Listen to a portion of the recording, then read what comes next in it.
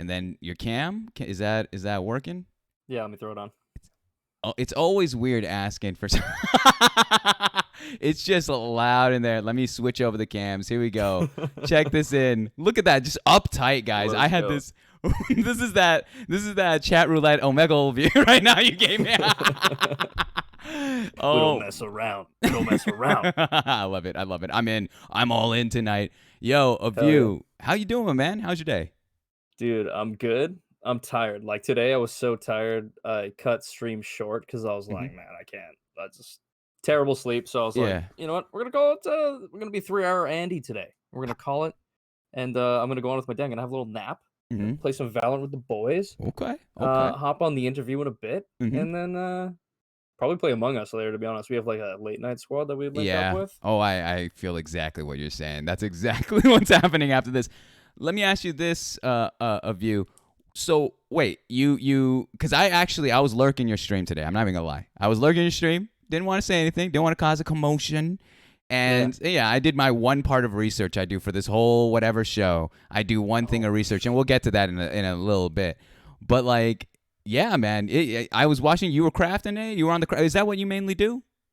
Yeah, mainly craft. We've actually been diving Oh, into some Among Us recently. okay, okay. We did it 24 hours, so we also did like Valorant, Hmm. um, Fall Guys, which is the first Damn, time I've done Fall Guys on stream. But yeah, dude, it's like mainly Minecraft's the hmm, jam for sure. Yeah. nice, nice, nice. So this is how it usually starts off. I usually tell people how I found That's the way to point the streamer. All right, and then we get into it all. So I don't even think. I think maybe of you. Okay, yeah, yeah. Okay, I don't know. I'm still new to the game, dude. I'm still new to the game. There he is. There he is. There he is.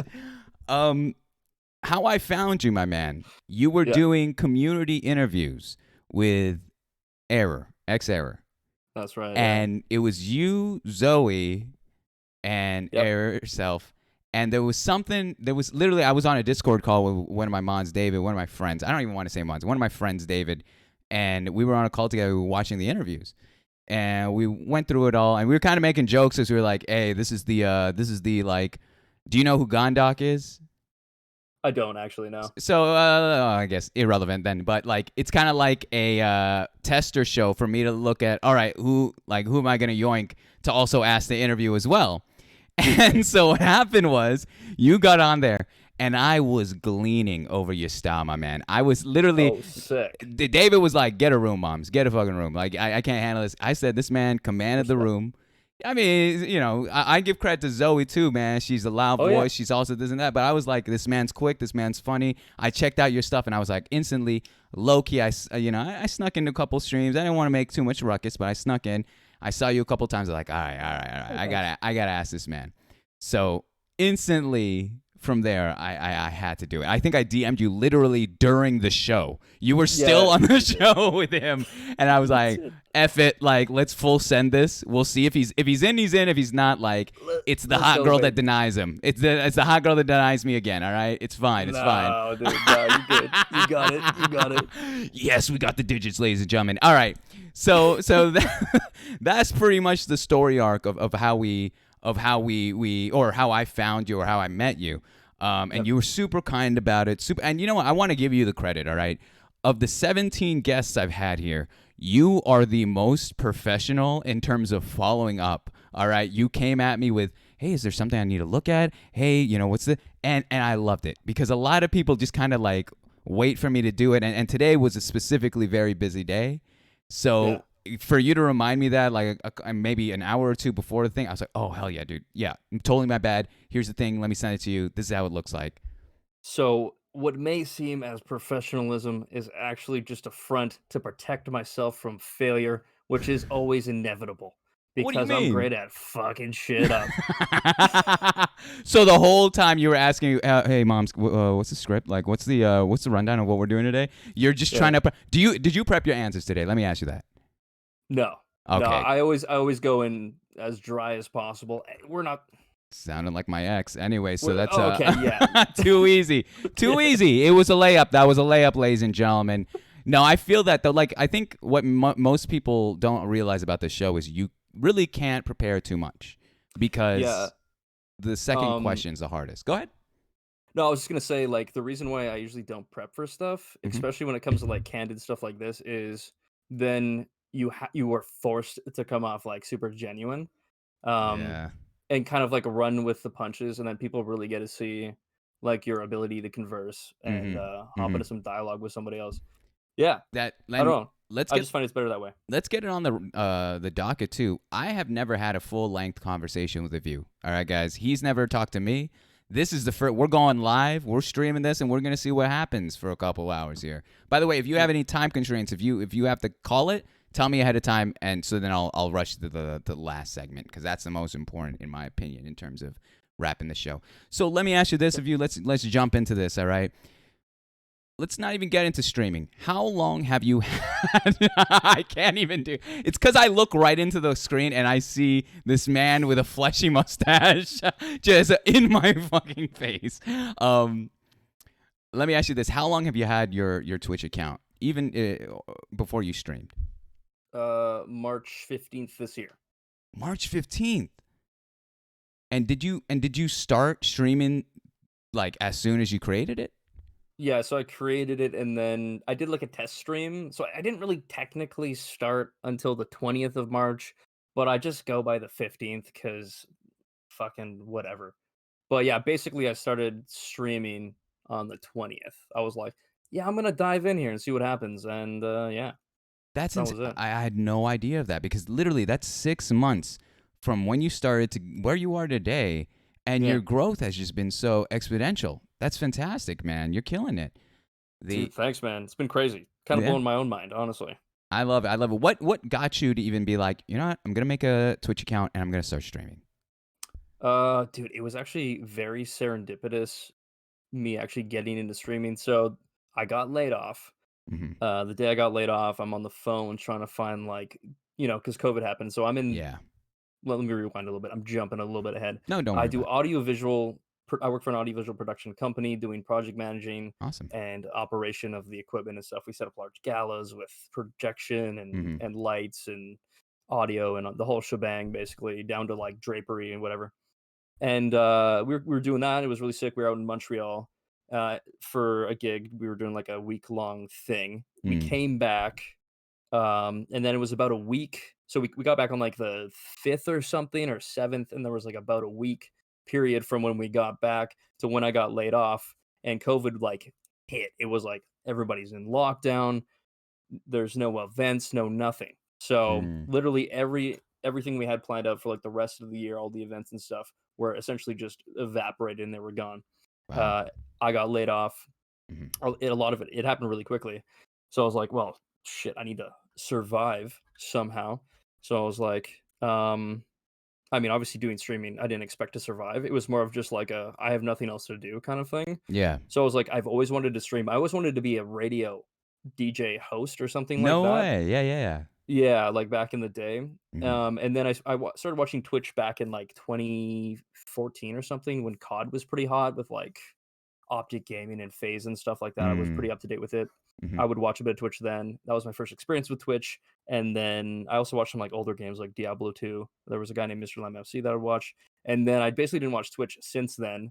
And then yeah, so fast forward to, March 7th, then up to March 15th, got laid off. I was like on the phone trying to get some jobs, trying to figure out what the hell I'm gonna do. Mm. Um, and I couldn't really find anything, so I was like, you know what, screw it. I'm gonna hop onto the Twitch and just give her a go, play some games, have some fun, see Hmm. what can happen with it.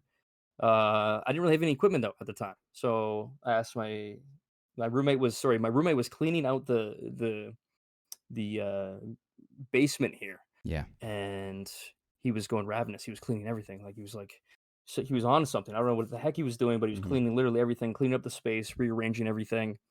And I was like, dude, I might try the streaming thing. And I was like, okay, sick. We should talk about it. I'm like, yeah, I'll talk about it. I just got to head into a friend's place because they had got me a Christmas present and I had never received it. And they were like, yo, come get your Christmas present. I was like, okay, I'm coming to grab the Christmas present. Yeah. Went to the place, walk in the door. He hands me the Christmas present. It's like an LED strip, which is sick. I still have it. It's still up like That's here it. today, Yeah. Yeah. and I Yeah. love using it.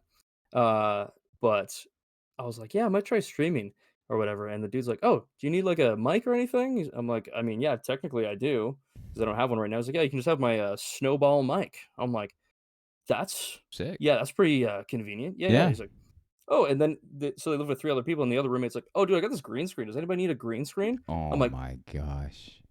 "Yeah, actually, yeah, I'll probably take the green screen if you're not using it." Yeah. He's like, "Sick," and then the other roommate's like, does anybody need, like, this random monitor I'm not gonna be using?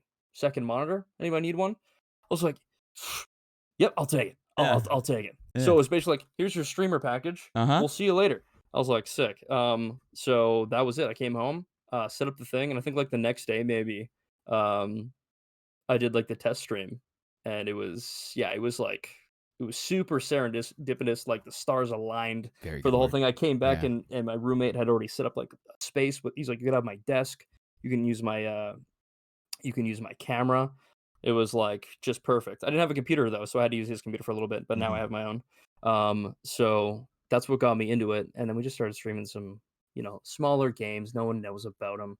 Diablo 2, Magic the Gathering Online, nothing Mhm. crazy. I streamed Fortnite for 20 minutes and was like, "I don't wanna go down this dark Yeah. path." That is the hard drug of video games, all right?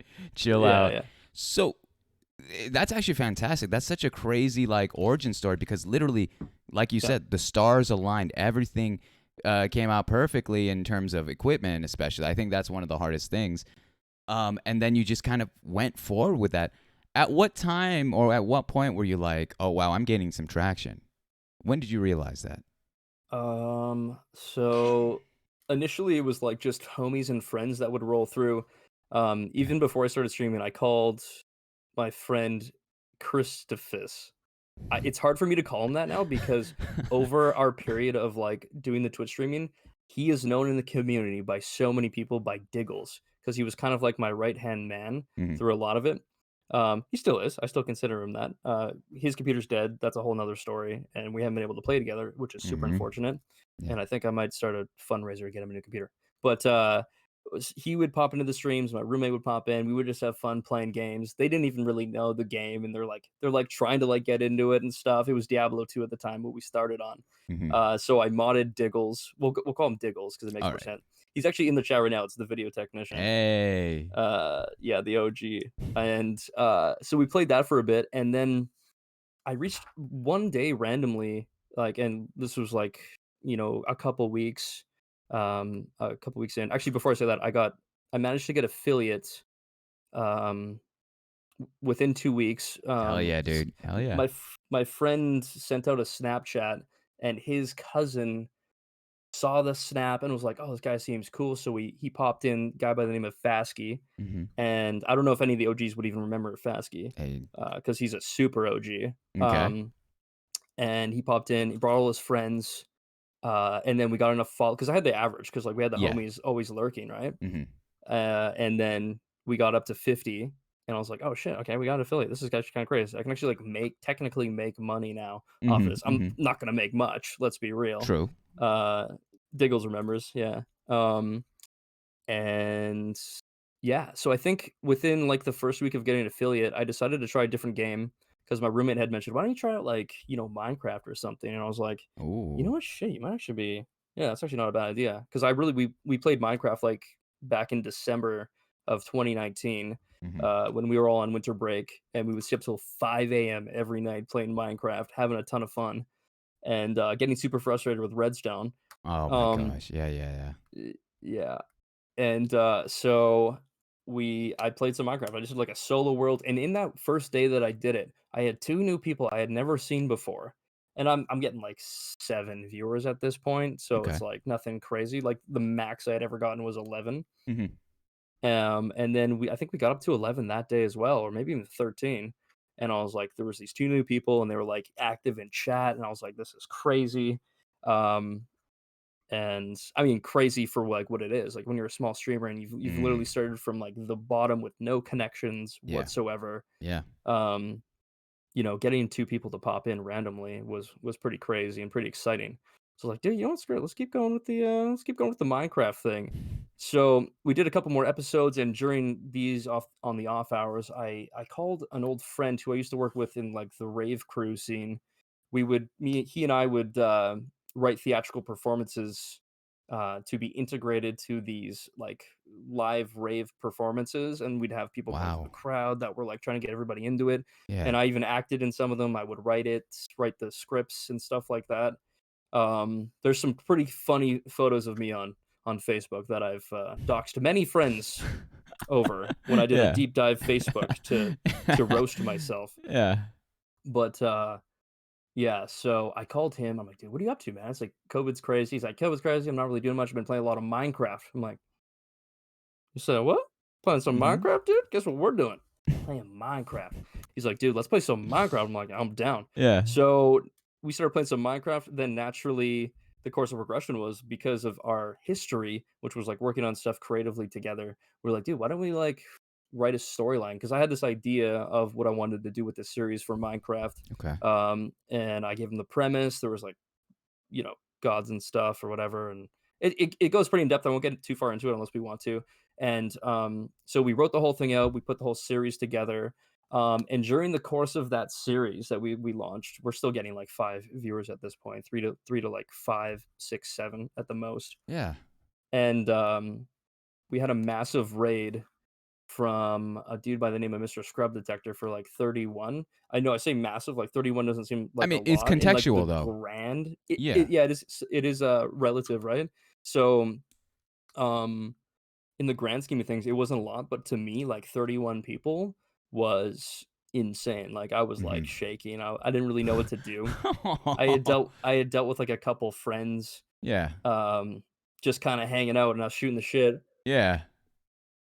And so we got this massive raid, and what I noticed was a lot of the people actually, like, stuck around, like, even just Mm. like, in that first day, I was like, "Holy shit, like, these people are actually sticking around," and some names I'll name are Sippity Sip, she's actually in, the chat right Yeah. now. Yeah. Yeah. She's like a pillar of the community, and the fact that, I've even been able to do any of this for the most part because she came a very integral factor of the Mm. continuation of that series, Mhm. which helped our a very pivotal point of growth happen. Her as well as Captain Skittles. You guys probably won't know any of these people, but it's fine. Shout him out. Shout him out. No, by all Yeah, yeah. means.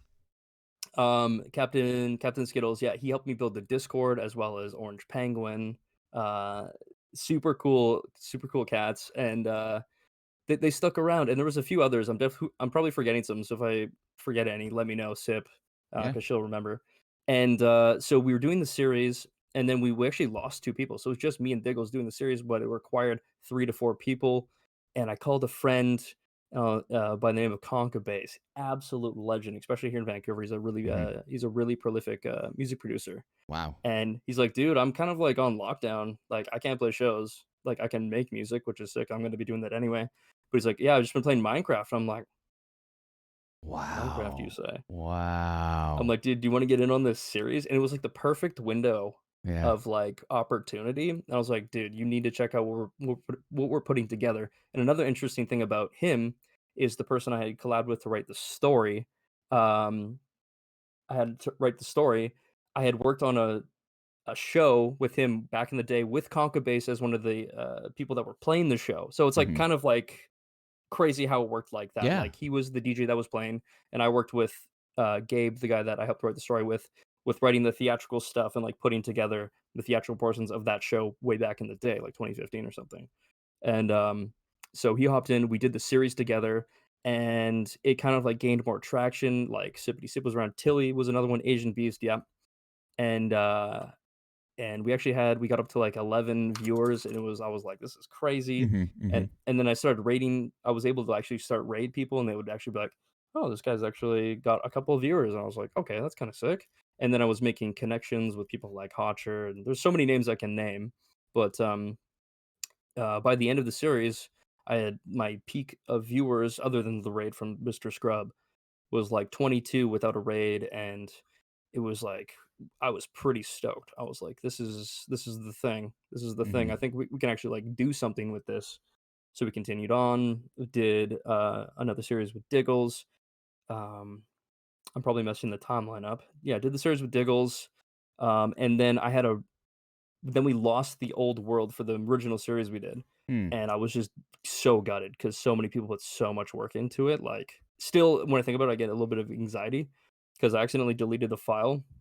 Um, but I was like, I need to find a way to like redeem that loss and bring it back somehow. Yeah. So basically, I did in the way of making like a sub server for like all the community to play on, and like through that, we built this really amazing spawn and idea behind the thing, and like lore. We still need to work on it, Mhm. but yeah. Sorry, I'm going on a massive tangent, No, which I apologize about. no, don't. By all means, this is actually fascinating because, well, part of my question is this: is the fact that you've created such production for a live. This is all on Twitch, correct? This is not YouTube. All on Twitch, yeah. So how does this work in terms of you've created a storyline and you and your friends started, really get into it? All right, this is what's going to happen. So you're telling me when you go live and you're on Minecraft, you already know what you're going to do, how it's going to play out, but you're kind of how does it, so is it like a show that you're prepared for? You already know what the outcome is? So the interesting thing about it was I had an outline. So for the original series, like now it's a little bit different, Mhm. because we don't exactly have a storyline now. But for that initial one, Mhm. I had laid out like basis of a storyline. So I didn't know everything, but I knew enough to give enough information to like the creative director, which was Gabe, to like really take it home. Mhm. So we didn't know what was going to happen, but we just kind of like went with it and rolled with the punches. But I kind of knew some things Wow, okay. to some degree. Okay. Yeah. It's like So yeah. it's like you circle in video games and improv and like it's there's so much that's going in on this, and it's fascinating because it's like Yeah. on Twitch there's a new I don't know if it's new or not, but I've heard that there's a hot market in D&D. It's that storytelling within streaming, and I found that so Yeah. fascinating. I started looking into it, and I was like, this is great. You've essentially done that very same concept, but under a different guise of Minecraft, and I think that's fantastic because that market is so hot. It's such a still a pop. I would say this as controversial as it is. I think it is single-handedly possibly the greatest video game in terms of where it was, what it is, number of sales, what it's adapted to. It's fantastic. So the fact that you're able to take that again, the stars aligning not just once but twice with having Yeah. your friend come through. That's fantastic, my man. That's crazy. So where are you at right now in terms of that storyline? What are you guys doing on Minecraft? Dude. So bringing it back to the whole fact that I usually like to wing it, Mm-hmm. I'm just winging it every Hell yeah. single day. Hell Don't yeah. know what I'm doing. Really don't have a fucking clue. Yeah, yeah.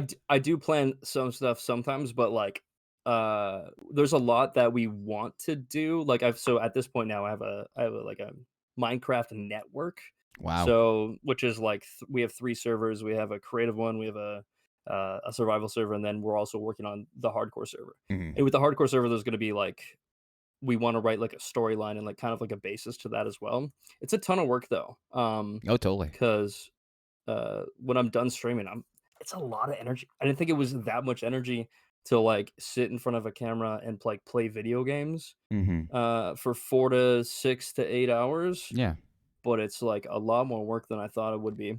So when I get off, I'm like, dude, this is like I have a lot of stuff to do with this. I also play in a band. I have a girlfriend. Mm-hmm. Uh, That's all flexes, guys. Adulting to That was do. all It flexes. wasn't like I Where's the swear to next God. sandwich thing that's gonna happen, huh? When is the next flex of having the lady over? All right, I saw that on Airstream.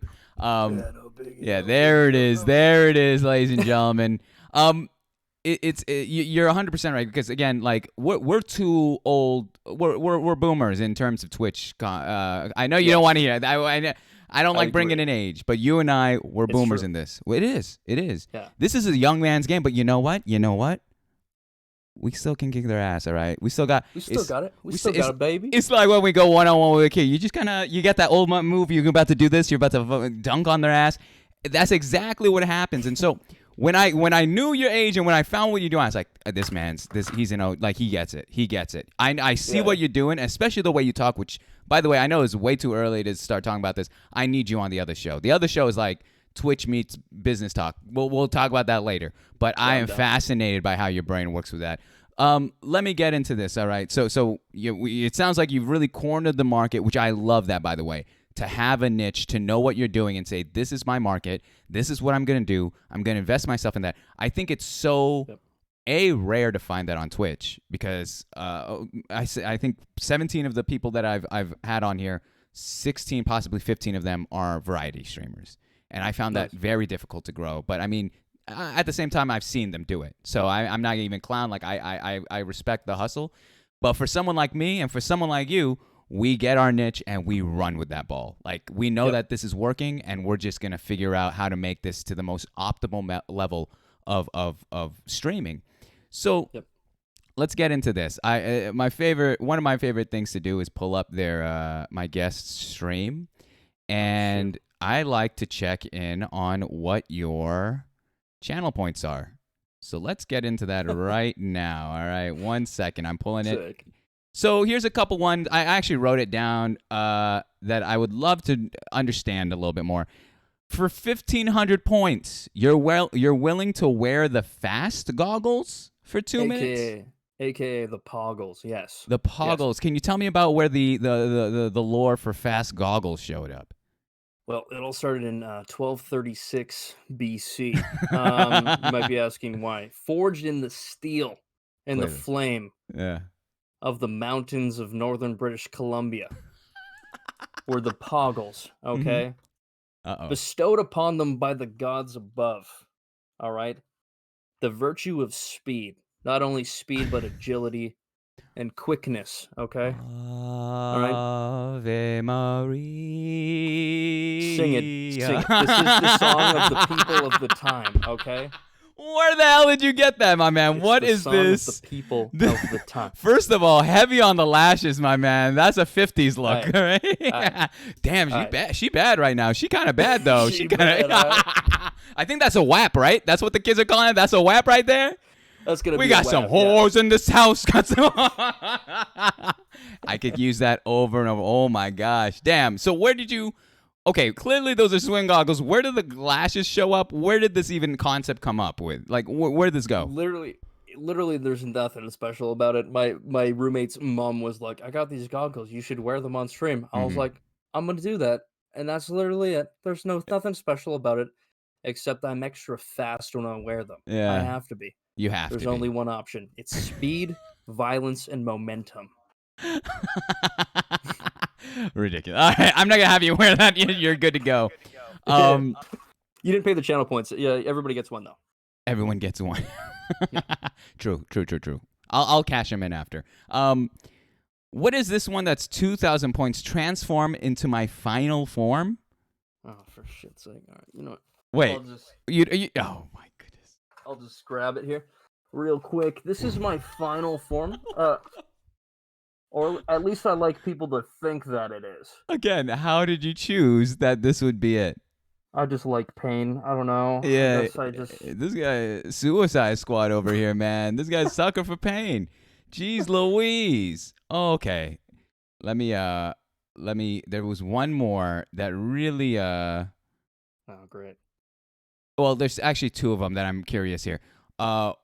I understand already the horsehead one. I thought that's a great bit. I saw you enter Error's interview with a horsehead. I died already in the spot. That was so funny. You don't see enough horsehead in life. Yeah. Wait, what? Chill. We're good, man. We're good. Are we good? Okay, let's move on. For 10,000 a piece, which thank goodness you made it equal, you're willing to call your mom and call your dad. You got to tell me, has there ever been an instance in where you've had to call them at an inconvenient time? Yes. What happened?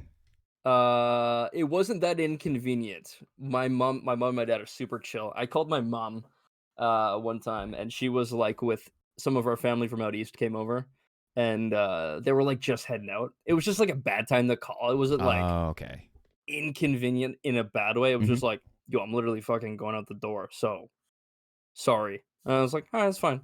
We'll redeem. You guys, we'll call her fucking tomorrow. Fine. What do you even do with the phone call? Like, is there a time limit? Is there a conversation piece that needs to be had? Again, with the winging it on everything, not really a time limit or any specifications, but I do like to keep it like under 20 minutes. It depends. Like I'll call my dad and we'll like literally just like, catch up or something for a little bit. You're having a full length conversation with your parents on stream. Yeah. They That's love it. terrifying. People love it. That's terrifying me. That's one of my anxieties. They don't even know. My parents don't even know I'm streaming, and so I Oh, don't know really? how you. Oh yeah, I keep that off the books. I keep it off. I like this Hannah Montana life that I'm living. So we Yeah, got. best of both worlds. Oh, thank you. And this is why I invited him, ladies and gentlemen. This is why I needed someone to understand when I say Hannah Montana. Wait, is Hannah Montana the platypus one from that one? Phineas and Oh, Ferb. Yes, yeah, yeah, that's what it. yeah. Haven't watched that. Too old. But that's Same. dope, dude.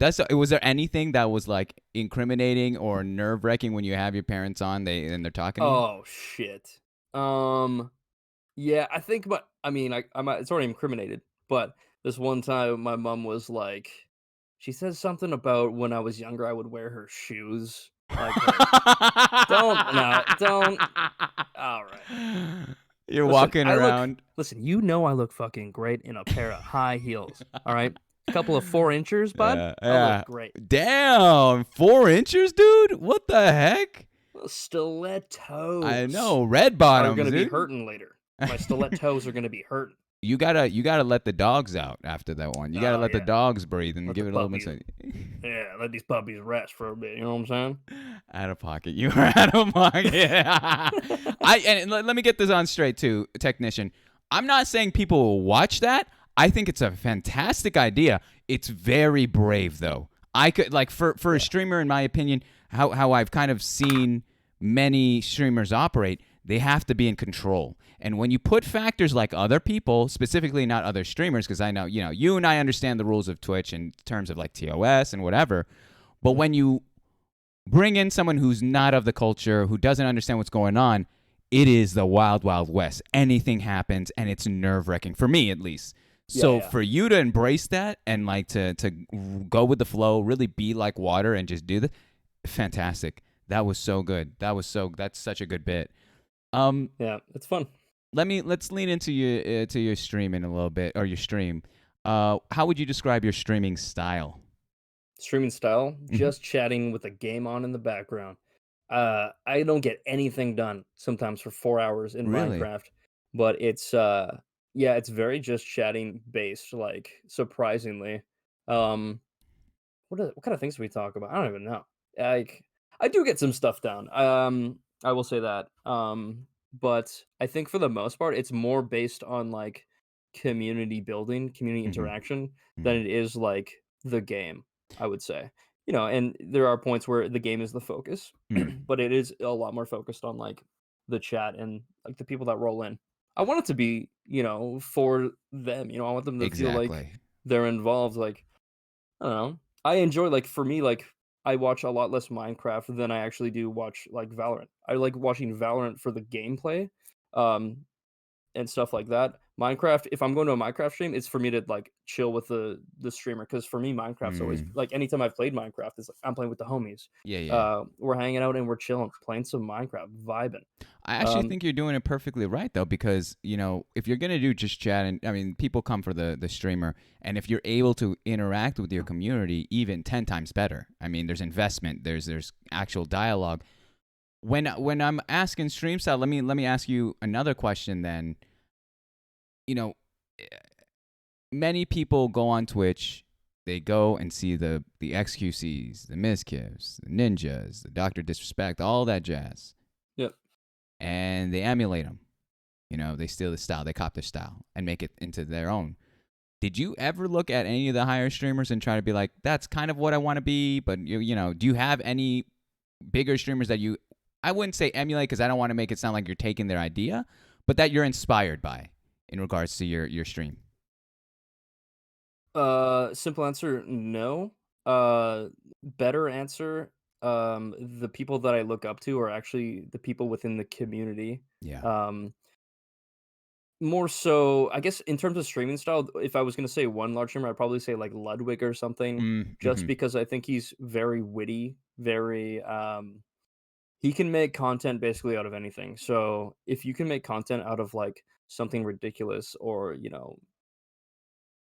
just pull a little bit of excitement out of something or anything, Mm-hmm. then I find that pretty fascinating. Like, True. people that are good at improv and stuff like that. So if I was gonna say, like, literally, I don't really even watch him, to be honest. Same. Yeah. But uh, I've seen him and I've seen what he does, and I was like, I like that shit. I wish I could do that. That's pretty sick. But I think for in terms of inspiration, I look a lot at the people around me, Yeah.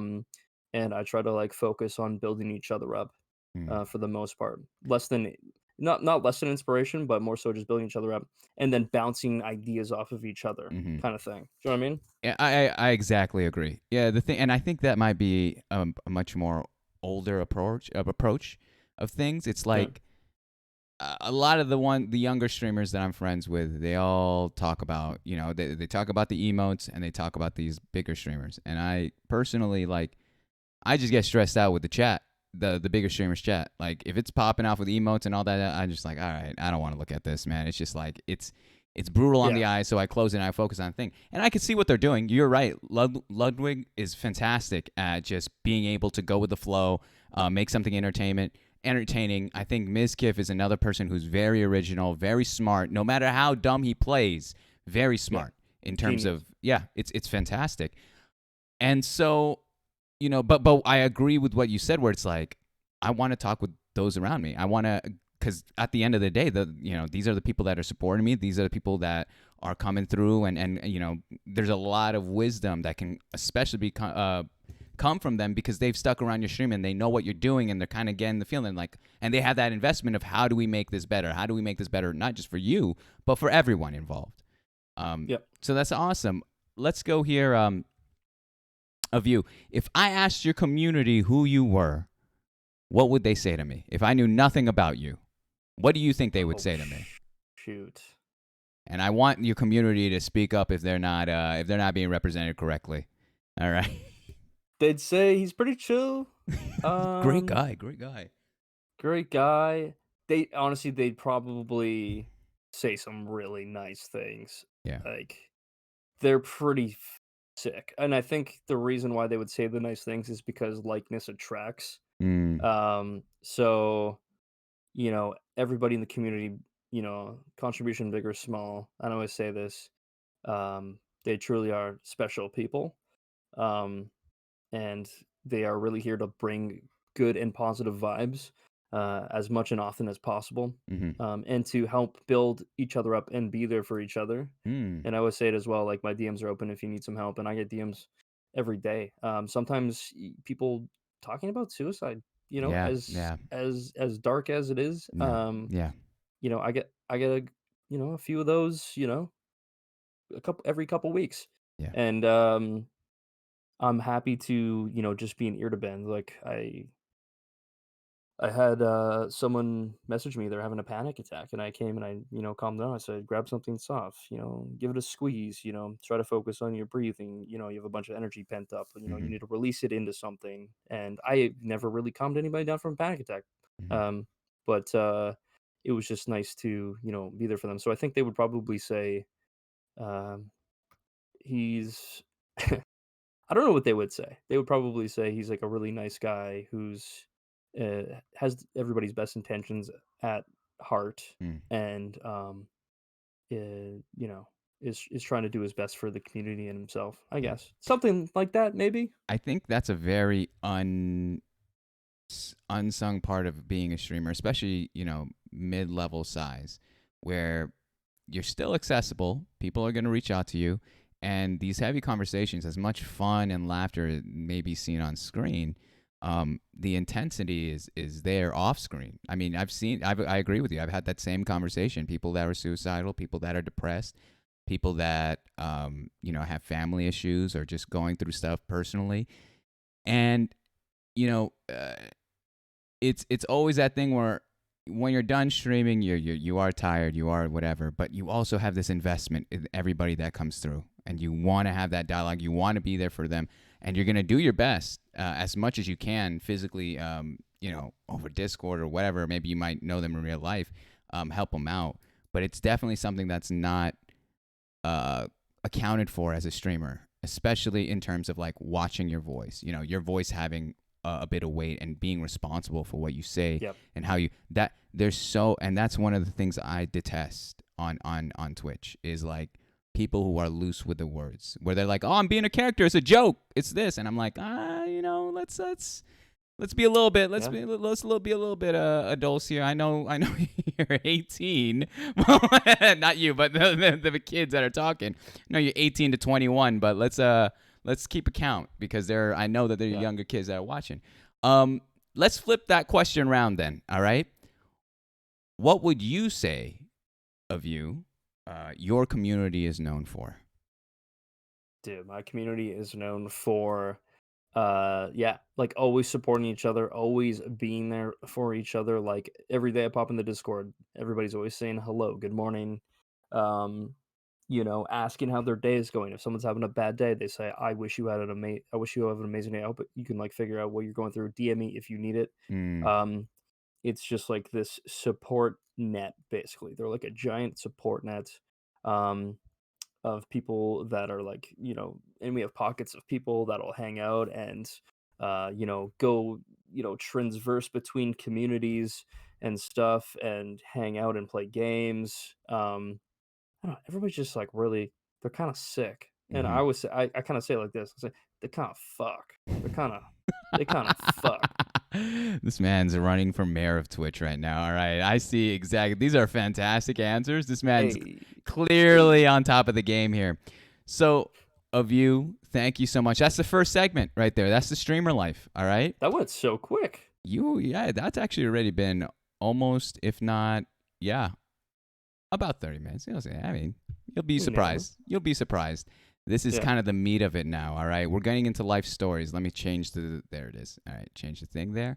Uh, so, first and foremost, all right, let's take it all the way back. Let's bring it around Hold on. town. Let me prepare my boomer brain. Also, popcan brain, loss of memory. All right, let's go. I'm ready. Okay. So okay, I have to always preface this without doxing yourself. All right, as Yeah. much as you're willing to share. Where were you born and raised? Vancouver, British Columbia, Canada. No way. Wait, what? How did I not know this? We talked. Come on. Oh, you're right. Shake You're my right. head, my You're head. okay. I don't agree with that. I very much don't agree with that. Shake my head, my head. All right, that I'm is just fucking with that you. is a stroke. All right, that's someone got a concussion when they typed that into errors chat. Um, Fair. You're right. That's right. I was literally just in Vancouver last year. I'm in Seattle. That's dope, though. Yep. So that makes more sense why our time zones are so similar. Why Yeah, this works out exactly. perfectly. Yep. Um, Tell me about the area. What if I'm a tourist? What are the things that I should be hitting up there? Oh, dude. In terms of like, I mean, we got Whistler up here, which is an amazing Ah, skiing resort and just like vacation destination, summer or winter. It's kind of a sick place to go. Yeah, in summer there's like tons of events that go on. mm, I mean, we just got the Cascade Mountains. Is that what the hmm kids are calling it? I think I so. don't know, some one of those ones. Yeah. Dude, we got the Cascade Mountains. Hmm Go on a hike. It's that easy. Go camping out in the bush, out in like Chilliwack or something. hmm Super chill. Bring some beers. Don't forget the beers, you idiot. God, we're gonna be out there for 3 days. Why'd you forget the beers, you dumbass? Don't leave them in the fucking trunk either. Are you Bring a having a cooler. moment right now, sir? Are you having? No, no. This is I had to call you sir too. You're older than me. I gotta show that was respect. true. Yes, show This respect to is- your elders. Come on now. It's weird. Wow, I the don't way you feel said that, very real. Very holy cow. This person's working with my mother. Anyways, Oh shit. go ahead. Um, so yeah, go camping. Yeah, I used to go every year to Tofino, Long Beach, which is on Vancouver Island. It's like an island just off the coast. yeah, yeah, yeah. Um, and I'd go surfing every year. We'd go No way. camping. What else can you do here? There's tons of great places to eat food as well. Mm-hmm. Um, I'm not much of. I wish I was more of a foodie. I'm just kind of really cheap. I live with like $100 like every 2 weeks, Damn. food wise. Damn. Um, but there's a lot of great places to eat for sure. Mhm. Um, what else can you do? Go to the Okanagan. Go on a wine thing This man where you legitimately. Did you work for a tourism company? You're actually giving me listen, this is guys. Come to British Columbia, Canada this summer. on the So Clipper. many things you can do. Let's rewind it a little bit. All right. In terms of your growing up. All right. Tell me about the family. All right. The dynamics there. What did you have any siblings at all? Yeah, I got one brother. Older, younger? Older, 15 months. Yeah. Wait. Okay. Cool. Cool. Cool. So then, Wow, wait, that's so close. And wait, okay, first of all, 15 months is very specific. You could have said a year and you could have gotten away with it. I would have never questioned anything. You could have said a year, 2 years, whichever one you preferred. I would have not questioned it. So, with your brother being so close in proximity to your age, do you Yeah. guys have the same like friend group in that regard? Kind of, yeah. There was a Mm-hmm. lot of crossover. Like, I was more friends with his friends, I would say, Mm. than he was friends with, like, my friends. My brother was, like, the hot shit in high school. Most Oh, handsome motherfucker you could find. Could get any girl at the snap of his fingers. Let me tell you, this damn. this guy had Mm-hmm. game. He had game. Mm-hmm. He still's got game. Okay. Um, Okay. but, yeah, he was like he just had, like, tons of friends. He'd bring them over, and they would get hammered and Mm-hmm. smoke weed. Can I say that? Nice. Oh, go They ahead. did. Who It cares? happened. Yeah. Well, Um, in terms of your did you being so close in age, did you still get that little brother syndrome? uh, define little brother syndrome Sure. because Um, maybe. for me, the youngest sibling, and I don't even want to toot my own horn. Kind of the funnier one, or kind of the True. favorite, Yeah. the More charmers, handsome and more handsome, just witty and the perfect. It was second yeah. time's a charm, I believe, is what how the saying goes. True. More buff as well. I cannot attest to that one. Great calves. Great calves. Huge calves, Mom's has got cavalier. the milkman calves of the Pacific Northwest. Okay. but but like did you feel that little like I'm the younger brother, I'm the babe. Were you ever babied being the younger? Because it's so close in age, I would figure it's more of a twin situation. It was more of a twin situation. I was Yeah. more babied by my mom, I would say. Oh, My yeah. dad was like, "You guys fucking Yeah. figure it out. Let's get it going here." Um, Fight. yeah, Just yeah, yeah, exactly. No, yeah, my mom was I was more of a mama's boy, I think, growing up. yeah. And then my dad it was more of like a twin situation with my dad, I would Mm. say. Hmm. Yeah. And was there a lot of are you pretty close with your brother? Was there a lot of sibling rivalry growing up, or how did that go? Dude, so much. Yeah. So I always looked up to my brother. So like anytime he would do something, I'd be like, I want to do that thing. It was like Oh it's my like that gosh. thing where Yeah, like yeah. there's a toy, it's always there. Anyone can play with it until someone starts playing with it, then you want to play with it. You know what I mean? So, Yeah, yeah. right? That's so wise. That's so true. Yeah. It's so real. And so he like started skateboarding, so I was like, I want to start skateboarding. He would start playing guitar. I wanted to start playing guitar, drums, anything. He started playing Call of Duty. I started wanting to play Call of Duty. Mm. And the only problem was I would always get better than him at the stuff, and he would always get salty about it, which was the biggest problem. That was Mhm. the biggest rivalry. Um, but that was just the way it was. I don't know. I was like, I think I was anything I picked up, I was usually pretty decent at. I would Mm. say I don't want to like toot my own horn. It's just the way it was. I would pick it up. I'd be good at it. Mhm. Um, and my brother was salty. That Mm. was, and we would fight all the time as well. So I mean, it, that's whatever. That's Mm. just brothers though, True. right? It's true. I have my brother in this house right now too, so it is what it is. He's like 31 and I'm 27, and we still get over it. We still hash out things that happened like 10 years ago. Like, you remember when you Yeah, stole my shit? Remember that day? And no, it yeah, was yeah. mine. How in your household, was it pretty strict? Was it pretty lenient? How was it growing up in your household? It was the perfect balance, I would say. So I'll rewind to when I was about 5 or 6. My parents did split at that point, which was a little weird for like a 6-year-old because I didn't really know what the heck was going on, kind of Mm. thing. Mm-hmm. But what it meant was I I kinda got the best of both worlds from, like, my mom and my dad.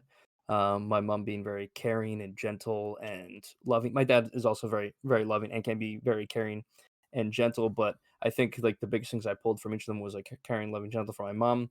Mm. Power of will, get stuff done, social connection from, like, my dad, and was, like, the perfect hybrid kind of thing. So, like, kind of from a bad thing, it actually ended up being, like, pretty decent. Yeah.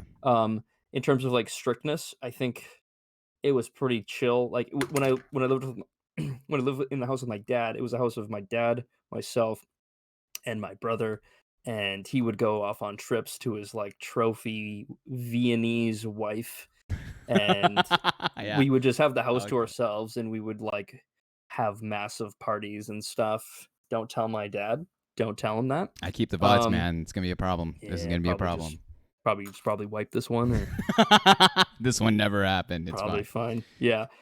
So I mean, it was pretty strict. Like basically with my dad, it was like, um, we have to do this thing, and you're gonna fucking do it. And I'm like, okay, we're gonna do the thing. And he's like, basically, if you want to go do some other shit, once we finish the thing, you're good. I don't even care. And it was fine, like mow the lawn or, go see our grandma or something like that, or Mm, do this work, this yard work or something, right?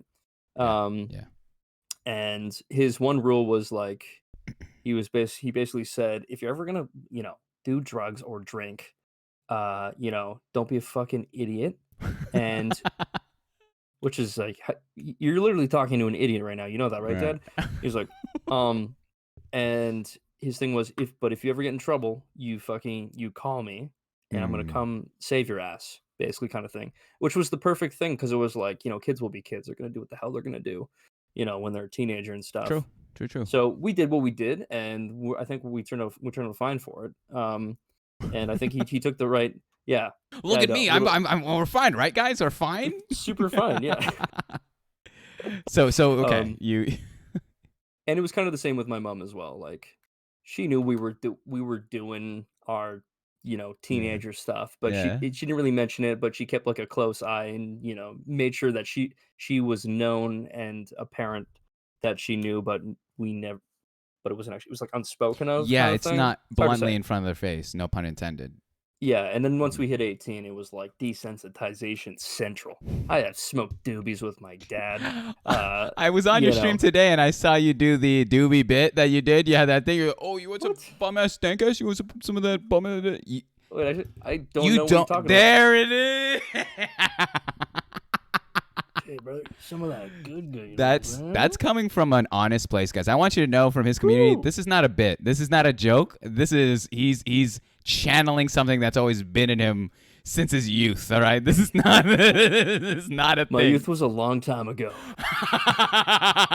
The mustache tells it all. All right, the I think, most. yeah. Oh God, yeah. There's a story behind this too. We should get to that at some point. You're the But third. yeah, Actually, you're the third guest in a row this week I to have a know. mustache. I know. I watched Tunks Yeah. yesterday, and the day before I popped in for a Bing. bit, and he had one too. I was like, "Are you kidding me?" It's a theme. I try to have themes all week. So yeah, I had Australian night a couple weeks ago, and now I have a fucking mustache madness here. Jesus Christ! All right, so Yeah, yeah. yours I will give you yours and Tonks. I'll give you your credit. Bings, I gave him more of the registered sex offender look. I gave him the No, I think I'm still. Tunks can pull it off. I think I'm. Yeah, I don't know. I need some work. I'm gonna work on it. It looks good. It looks good. It's thick. It's thick. That's the biggest thing.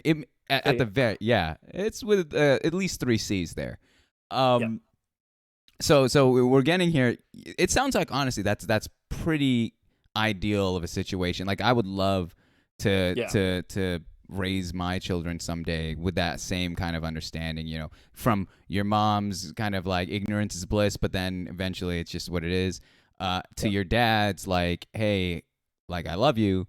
Don't be fucking stupid, but I love you, and call me when it gets to the point you're gonna need me. yeah. I Exactly. that's so like not enough parents understand that that's really all the child needs.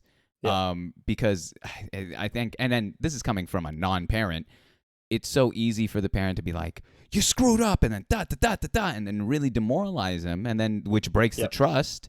And then without trust, then they're not gonna bring up anything else until literally it's too late to fix, yep. or some huge repercussions. So I could see that I think your parents did a fantastic job, man. I don't know you that well, but I'm gonna give you credit to your parents. I That's don't know fine. about you. I'll give you credit to your parents. All I right. give them the credit as well. I give them the credit as well. That's 100%. that's damn awesome, dude. Yep. Of you, tell me about your friend group right now. How big's your friend Oh group? shit. Dude, we got a tight friend group. So I currently live with four of my best friends, one of which is my girlfriend. Oh, Um, nice. one of them is a lifelong friend since I was 6 years old. The other one I met in grade eight. And we kind of have like this little symbiotic. We're not gonna call it a cult, okay? It's not that. You're the one who put the words. I didn't. You I you was. said it, I think. You brought it up. This is the It's first what time I you're saw. wearing, moms. Is what you basically was yelling at me that it's a cult. All right, it's a commune. A Yeah, commune. it's a commune. A commune. That's the one. A commune. Yes. Dude, Okay. and this is actually my roommate, so it's Oh, kind of okay. sick. So he actually knows. He knows what he's getting. Don't drink the Kool-Aid in the fridge, my man. All right. So, anyways, let's. Yeah, don't drink the Kool-Aid, man. Yeah, I know. So it's like super tight knit with us. Actually, Dude Ness has been doing like he's been doing dinners every Sunday. He did like a turkey dinner and then he did a Oh, that's chili. really nice. I couldn't partake in the chili because I was dead from the 24-hour stream, but Oh, um yeah, yeah. he's been doing that, and yeah, we're all kind of like symbiotic in certain ways. Like me and my other roommate, like we do the smoothie thing together. Me and Brent, he started streaming now as well. And we all have our like our little things that we do, and it's pretty chill. And it's been weird for like COVID because pre-COVID, I had like a pretty tight knit like friend group of people that I would always like reach out to. I have like pockets of friend groups and stuff like that that we would Mm-hmm. do different things with, but I haven't really seen anybody other than the roommates here, which has been super nice for COVID as well because it's been like pretty warm and like not much has really changed. Yeah. And then I have my work people, and then my friend group right now is basically these guys, my band, and then uh the band, and then like the community. Like I've made so many friends through the community, it's insane. Like actually like lifelong friends already within like 6 months. Some of them like I met in the first month. And I'm like, these are homies like for life. Like Mm-hmm. Tiv's one of them. He's an absolute G. Sippity Sip. Diggles. I've grown a deeper relationship. Who was actually just a work friend Mm. prior to this, coworker, I guess. And then the dynamic with the band is like the jokes are endless. That's awesome. Um, we write really sick music together, Mm-hmm. and yeah, it's a good time. It's a good time. We do events with them and stuff too. Like we had like we do this thing called Elysian Brun. The band's name is Elysian Sun, so we do Elysian Brun every December, um, just before Christmas, and it's a brunch that we do with the guys, and Hell then we yeah. also do a barbecue in the summer. But we did the Brun actually like a few weeks ago because our friend Mm-hmm. was in town. So yeah, that's kind of the dynamic. There's a lot of like laughter, a lot of like we get pretty weird. We get swifty, some would say even. Okay, this man, Rick and Morty here. You're trying to get Hey. past that. You're trying to sneak that in. Hell yeah, dude. That's awesome, though. I love that. See, and okay, this is between us. I'm not even paying attention to the chat anymore when I say this. Like at at our stages in life, my man, there is nothing like. I'm not. I've kind of burnt out of the club scene, and Yeah, there is same. nothing more I would enjoy than some drinks, a good brunch or barbecue or potluck Yes. with the homies. That Yes. has been key. That's so prime. Preach. Yeah. And then you Yes. just get rowdy with with all your all the friends there. Oh. That's the best. Like Friendsgiving is that's my WrestleMania, Yes. dude. That's Yes. that's the highest echelon of happiness I'll be. Let's Even go. possibly more so than Christmas, because like Christmas is like all Yep. right, everyone's with their family. Friendsgiving, you have just enough leeway to be like, all right, just the homies. We're gonna have a ton Yeah. of food, some greens and then some extra greens, and we'll see if we can hammer this out in the 12 to 15 hours we're hanging out that day. Um, Yeah. but I feel that a ton, dude. Tell me about your music. So, what genre do you play? So it is a bit weird. It's like progressive alternative rock that has like the rhythm elements are very metal driven. So like everybody in the band is playing a metal band except for me essentially. Mm-hmm. Um Prior to this band I did like singer songwriter stuff. Like I'm an acoustic play Wonderwall. Do you know Of Wonderwall? Yeah. course. Yeah. So a lot of that stuff, a lot of singer songwriting type stuff. Hell yeah, dude. And then these guys back in 2015, they were like, "Dude, join the band." I'm like, "That sounds like a terrible idea because I don't have an electric guitar. Also, I can't play this crazy shit that you guys are playing." Mm-hmm. And Mm-hmm. like, "Yeah, you can do it." I was like, "Fuck, all right, we'll try." So then we tried, and I picked it up pretty quickly. I learned all their songs that they had going, and then eventually, I basically wrote like the entirety of this last album, which is like a lot of like interwoven, intricately put together guitars over weird time signatures Mm. with a very very syncopated rhythmic section and epic vocals. That's basically the best way I could describe it. Dude, I mean, I'm not gonna put you in the spot of showing your music and all that, but is there a way we could find your music? Yeah, I could grab the Spotify link if Please. that And works. and yeah, if you want to post that in the Discord or even in the chat or both, I'd love to give it a peek. While you're doing that, so just so to fill in the void, what wow, very quick. Never mind. Fill the void. This man had it queued. He had it there. He's like, I one way or the didn't. other, I am putting this on this damn show. I swear to God, I didn't have it queued. I swear to God. What, you remembered all those fancy codes? What the hell is this? Bebop Listen, boobops? all right, Boomer. Here, you click Spotify. You go to your homepage. If you listen to the album, you Yeah. click I listened to it recently. Okay, Yeah. so I clicked on it. You go to the top, Control A, Control C, back to the other tab, Control V. Wow. It's in there. All That was right. the most old person explanation of this. If you can, if you can equate your music to a popular band that's well known, what would be the closest? Not even verbatim, but the closest simulation to it. I would say contortionist, probably with elements from Carnival. You might not even know these bands because No. they're like progressive metal bands. Okay. I take a lot of inspiration from like Periphery, which is like a very big metal band. Mm-hmm. Again, progressive metal. You won't know it unless you like listen to progressive metal. Um, uh, I pull a lot of inspiration from like stuff that you wouldn't even think would make sense with like the music that we're making, like Incubus. Oh, what? Yeah, so, like, There we go. that was Now, the that was the first band that got me into music, actually, was wow, Incubus. I was wow. like I heard the song "Drive" and I was like, "Damn, that's got Yeah. some meat and potatoes to it." Interesting accent. Isn't that the same weed accent? So are you telling me was there a correlation between the two? I don't know what you're talking about. That I'll is tell the you what. longest skin flute. What is this? What is that flute? Oh, it's a piccolo. It probably won't pick up on the this is a piccolo I made out of bamboo, back Oh, in the day, let's but see it it. probably won't pick up on the mic, but I'll try Try anyway. it. Try it. So you probably didn't We hear that, got but one note. We got two notes, guys. We got two notes. This let's man. go. What? Wait. What can you play on it? Of course, not Um now because we can't pick it up. But what in It's general? so this was literally the first one I made, so it's like a really random it kinda sounds Egyptian kinda style, but, Yeah. like, I literally just, like me and my friend got fucking baked. We're like, "Dude, let's get bamboo, bro, Yeah. and we're gonna fucking, like, put hot holes into the thing, dude, and then we'll see what it sounds like." I was like, "Wait, dude, hold on, that's a good idea. 1 second. Yeah, let's do that." Uh, So we uh. did it.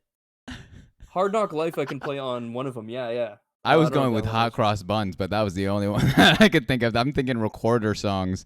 Dude, do you remember back in the day when all the kids got recorders We had to, yeah.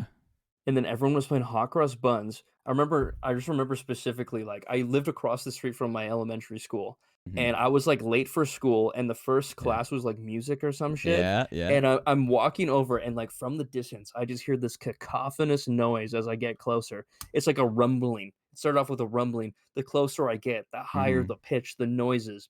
It's chaotic, and it's just 50 kids trying to play hot cross buns on a recorder. There's a It's a stage in wave of hell. There's a place in hell for that. All right, that's There's a actually what. place in hell for that.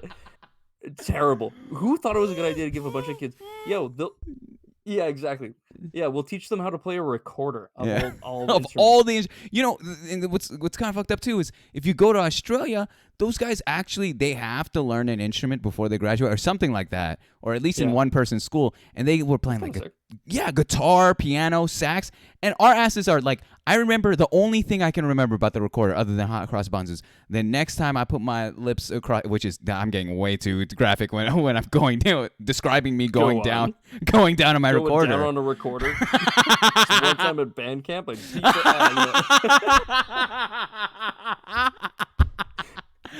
Perfect. That's an excellent, excellent joke. I hope people. I'm judging how old these people are below me in the chat here to see if they because got that reference.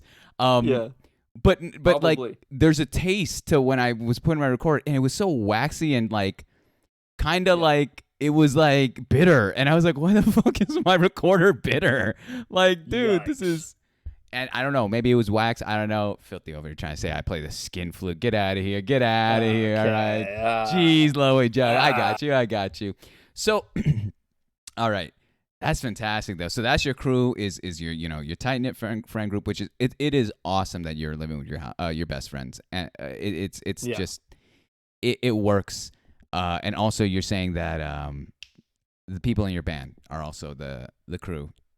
Yep. Do you merge these worlds, the people you're living with and the band together often, or do they Not just that often. it doesn't mix? Eh, It's interesting because I don't think it mixes that well, Yeah. but which is interesting because like I don't know what that says about me, but like I have brought them together on occasions, and it does kind of work, but it's Mhm. also it doesn't really work that well. But Yeah, and it's no one's yeah, fault. It's no one's. Let me bail you out of it quick before anyone thinks of any judgment. It's no one's yeah, fault. It's like there's not enough rapport between the two worlds, so then they're kind of just placed to be in the scenario, and you're the only like connector.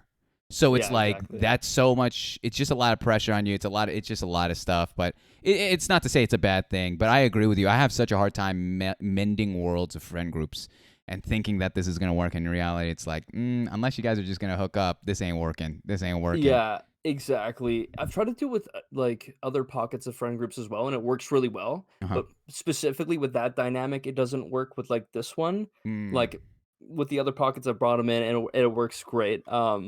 But yeah, I think it's just a totally different. I think it comes from different sides of the world, kind of thing. You know what I mean? true. Not literally, but like, yeah, Just like interests and relations. yeah, yeah. So, as I say that, we'll move on to the next topic there. Guys, I'm going to put this in here. Anyone can put this command, exclamation mark, the letter Q is the link. If you want to ask a view above a question, anything that's on your heart. The next segment, so after these next three sub segments, the next segment is the community questions. As well as a view, I'm gonna do the honors here of the random segment where I leave you with the people in the chat. You may interact with them all you want. I just got to use the restroom and I will be right back. That's how this it's my excuse. I also Son of a clip it. bit. What? Are you kidding? Right now, I have to talk to these people Yeah, you got to about deal with them. stuff and Yeah. things? Good luck. Good luck, streamer. All How right, long Mr. does it take you to take a piss? How long does it take you? Who Because says I I'm might need taking a some time. piss? We never know what I do. We never know what I do. Maybe I am sitting down. Maybe I'm standing up. All right, Maybe I'm I getting a got glass of. ideas. All right. All right. I'll be right back. All right, yo. All right, guys. Let's take a poll. What the hell is he doing in there? Okay. What is he doing in the washroom right now? Uh, taking a, number two, number one, or number three. Could be any of the, could be any of those. Sorry, what does that say? I can't even read what the heck that says. All right, how about this? Fondling. Of all things, he's going to be fondling. I doubt it. He's probably dropping a Swift number 4. 100% chance he's dropping a Swift number 4. All right. Tell us how you lost your V card. No, we're not doing that. Fucking love you, boo. You're fucking epic, and I love you, you epic horseman. Oh, you heading out yet? I should miss some fucking sleep, boys. I have to watch the VOD in the morning. I'll keep the stream up for Lurk. Yo, hell yes, Sip. Thanks for being here. Honestly, epic to see like a pillar of the community come through. You're kind of epic. He hasn't. Wait, I can't see because they're all blocked out. Lost his V card yet. Yeah, I'm working my way up. Working my way up like in RuneScape when you're trying to get your prayer up. Okay, I'm working my way up to get my V card. All right, once I get level 84 prayer, we're in. I think that's how it works. Play RuneScape. Question mark? Question mark? Question mark? Profit. Lose V card. Is that right, or am I getting that wrong? Calling me a pillar of the community, making me emotional. Dude, you're fucking sick. Don't even start with me, sippity sip. Go get some sleep, okay? It's been fucking sick having you here. Yeah, totally how it works? Okay, sick. Have you're dope? Yo, thanks, Fox, you lad. Foxy Ulad? Is it Fox you lad or Foxy Ulad? Which one is it? Uh, you need the holy sandals to lose. What does it say? I can't read it. I can't read for some reason. To lose a V card. Oh, okay. Do you actually? Do you guys wear socks and sandals ever or no? Yeah, totally how it works. Okay, sick tip. A social contract to make women feel awful. Wings don't worry too much about it. Oh shit. Oh shit. You guys don't wear socks and sandals? Listen, it's both stylish and efficient, depending on the weather. If it's like early spring or like late summer, socks and sandals on a good old, late summer, early spring night, golden. You're going to a fire on the beach with some homies, socks and sandals. Wear some shorts if you want. Wear some shorts, but socks and sandals. In winter too, questionable. Actually, kind of questionable. Not gonna lie. Socks and sandals represent. Let's go, baby. Dadcore life. Hell yeah. Who wears white New Balances when they mow the lawn? Any dads in chat? Let's be real. That just sounds like more laundry for no reason. Yeah, true. It's actually true. Oh, you know what? One thing I would love to have. One thing I would love to have for the rest of my life, every single day, would be a new pair of socks. I know it's terribly inefficient for getting over this like climate change and you know whatever. But dude, if I had a new pair of socks every day and it didn't have a negative impact on the world, buddy, I'm gonna go for it. I'm gonna fucking go for it. Okay, make them yourself. Oh, true, true. I'm a legit about to pay for grass. Wait, what? Wait, what do you mean? No more matching socks in the laundry, dude. Right? Shit. Damn. What do we talk about here? I guess so. This is what we do on my channel. This is what we do on my channel. Anytime we get a follow, we ask what their favorite sandwich is. So if you guys got a favorite sandwich, let me know. Mine is a double decker club sandwich, turkey, bacon, lettuce, and old cheddar. I also like it and I've been saying that one for a fucking hot minute. Okay, ham and cheese, hell yeah, Foxy let. Let's go. He has matching socks. I rarely do. Rarely. Me and my girlfriend went camping with a 2-hour hike and a 2-hour hike out. All I needed was socks and sandals. Try that with just sandals and you get wrecked. Right? Genius. Absolute genius. You've seen them? Doubt it. Egg salad? Egg salad's your favorite sandwich? Out of all the sandwiches you could have, you pick egg salad. A good old ham and cheese is good, though. What kind of cheese would you have on it, though, Fox? I have zero grass and want it, so I gotta buy it. I miss the smell of fresh cut grass and just chilling on the blanket vibing. Sorry, when you say grass, are you talking about weed? Or are you talking about like real grass? Wow, sandwich shaming? Imagine. How about this? For you had one meal for the rest of your life. Or sorry, you're on death row. You did some fucked up shit. Yeah, you did some real messed up shit. You're about to die via electric chair of all things. For some reason it's still legal in Alabama and you're there and you did the crime there and now you're about to die. And they say, "Homie, you got one last meal. What's it going to be?" What are you going to eat? What would you eat? Oh, Swiss probably? Oh, hell yeah. Real actual grass. Tim, I'm not sure. You're just gonna buy grass so you can lie on it? Do you not have any available grass nearby? Do you live in the middle of the Sahara Desert? I need answers, Tiv. My favorite is a medianoche, pronounced medianoche.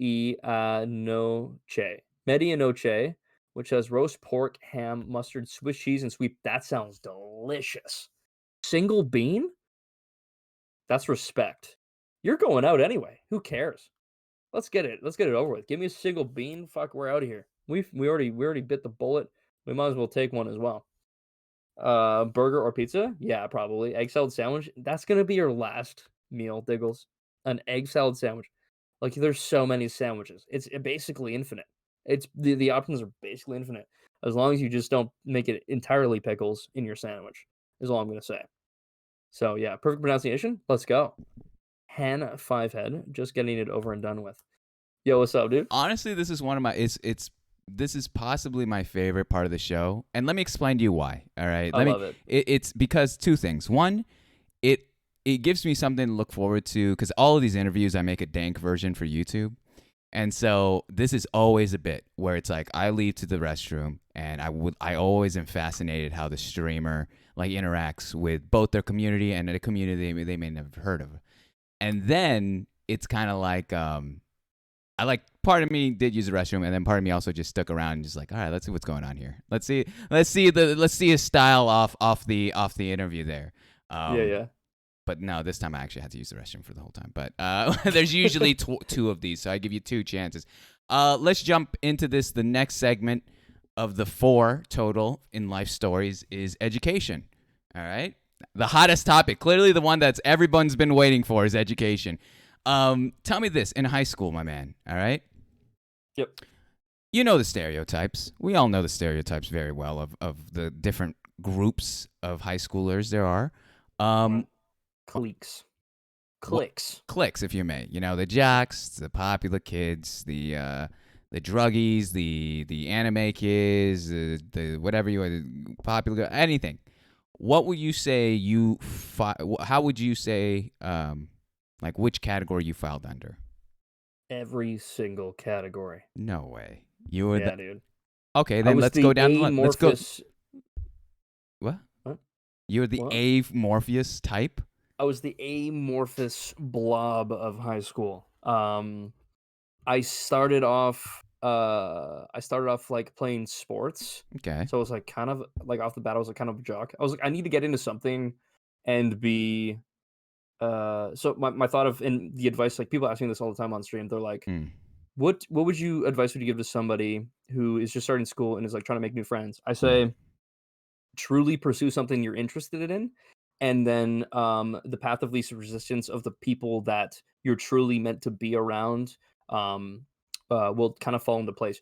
Find what you're good at, do that, have mm-hmm, fun with it, mm-hmm. attend events.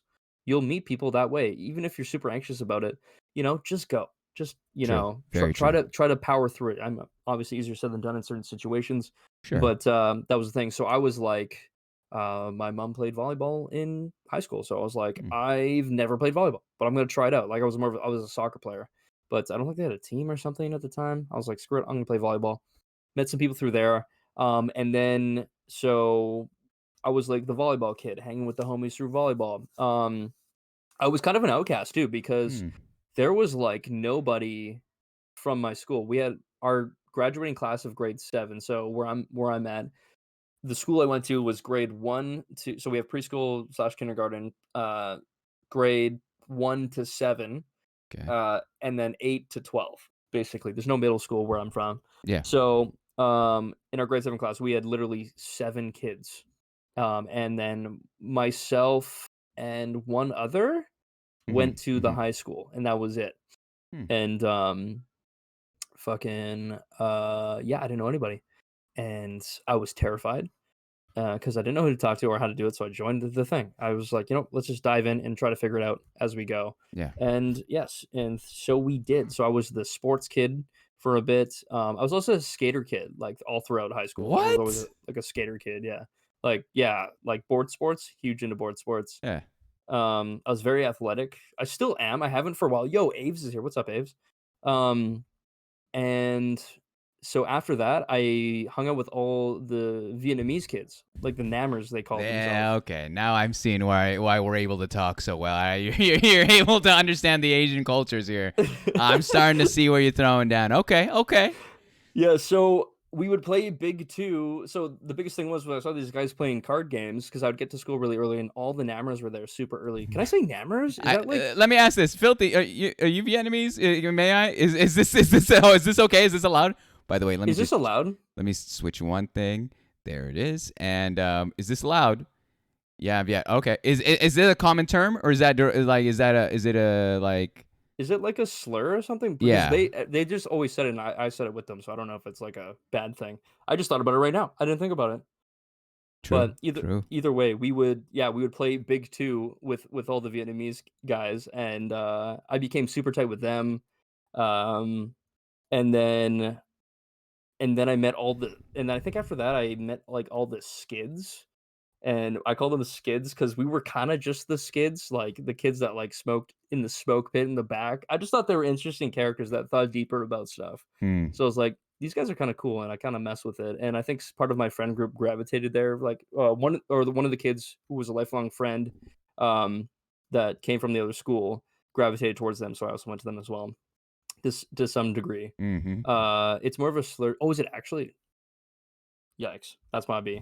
Um, Oh, I he gave never you the use. pad. He said all good though, no big deal. All right, Okay, all right. fair, fair, fair. We'll mitigate it, but okay. Okay, fair. So anyway, yeah, so volleyball kind of like athletic side with the Vietnamese kids and then like the stoner kids. We'll call them the stoner kids, I Okay. guess you could say. Um and yeah. And then also like throughout all of this I was like really good friends with like all of like the jocks as well. Um and a lot of like the we'll call them like nerd. I know I'm like generalizing here, but Yeah, like you're giving it all. the nerds, I guess. super cool with a lot of them and like the music kids, and then also like the theater kids. Mhm. Mhm. Um, yeah, and the art kids, like, I just thought I think I could everybody has a little bit to give in their own way, and, like, every time, like, I would have a conversation with somebody, like, "You're so much different than, like, these other people," and, like, Yeah. "You're doing this thing that you're, like, super passionate about that's different than, like, what these guys are doing."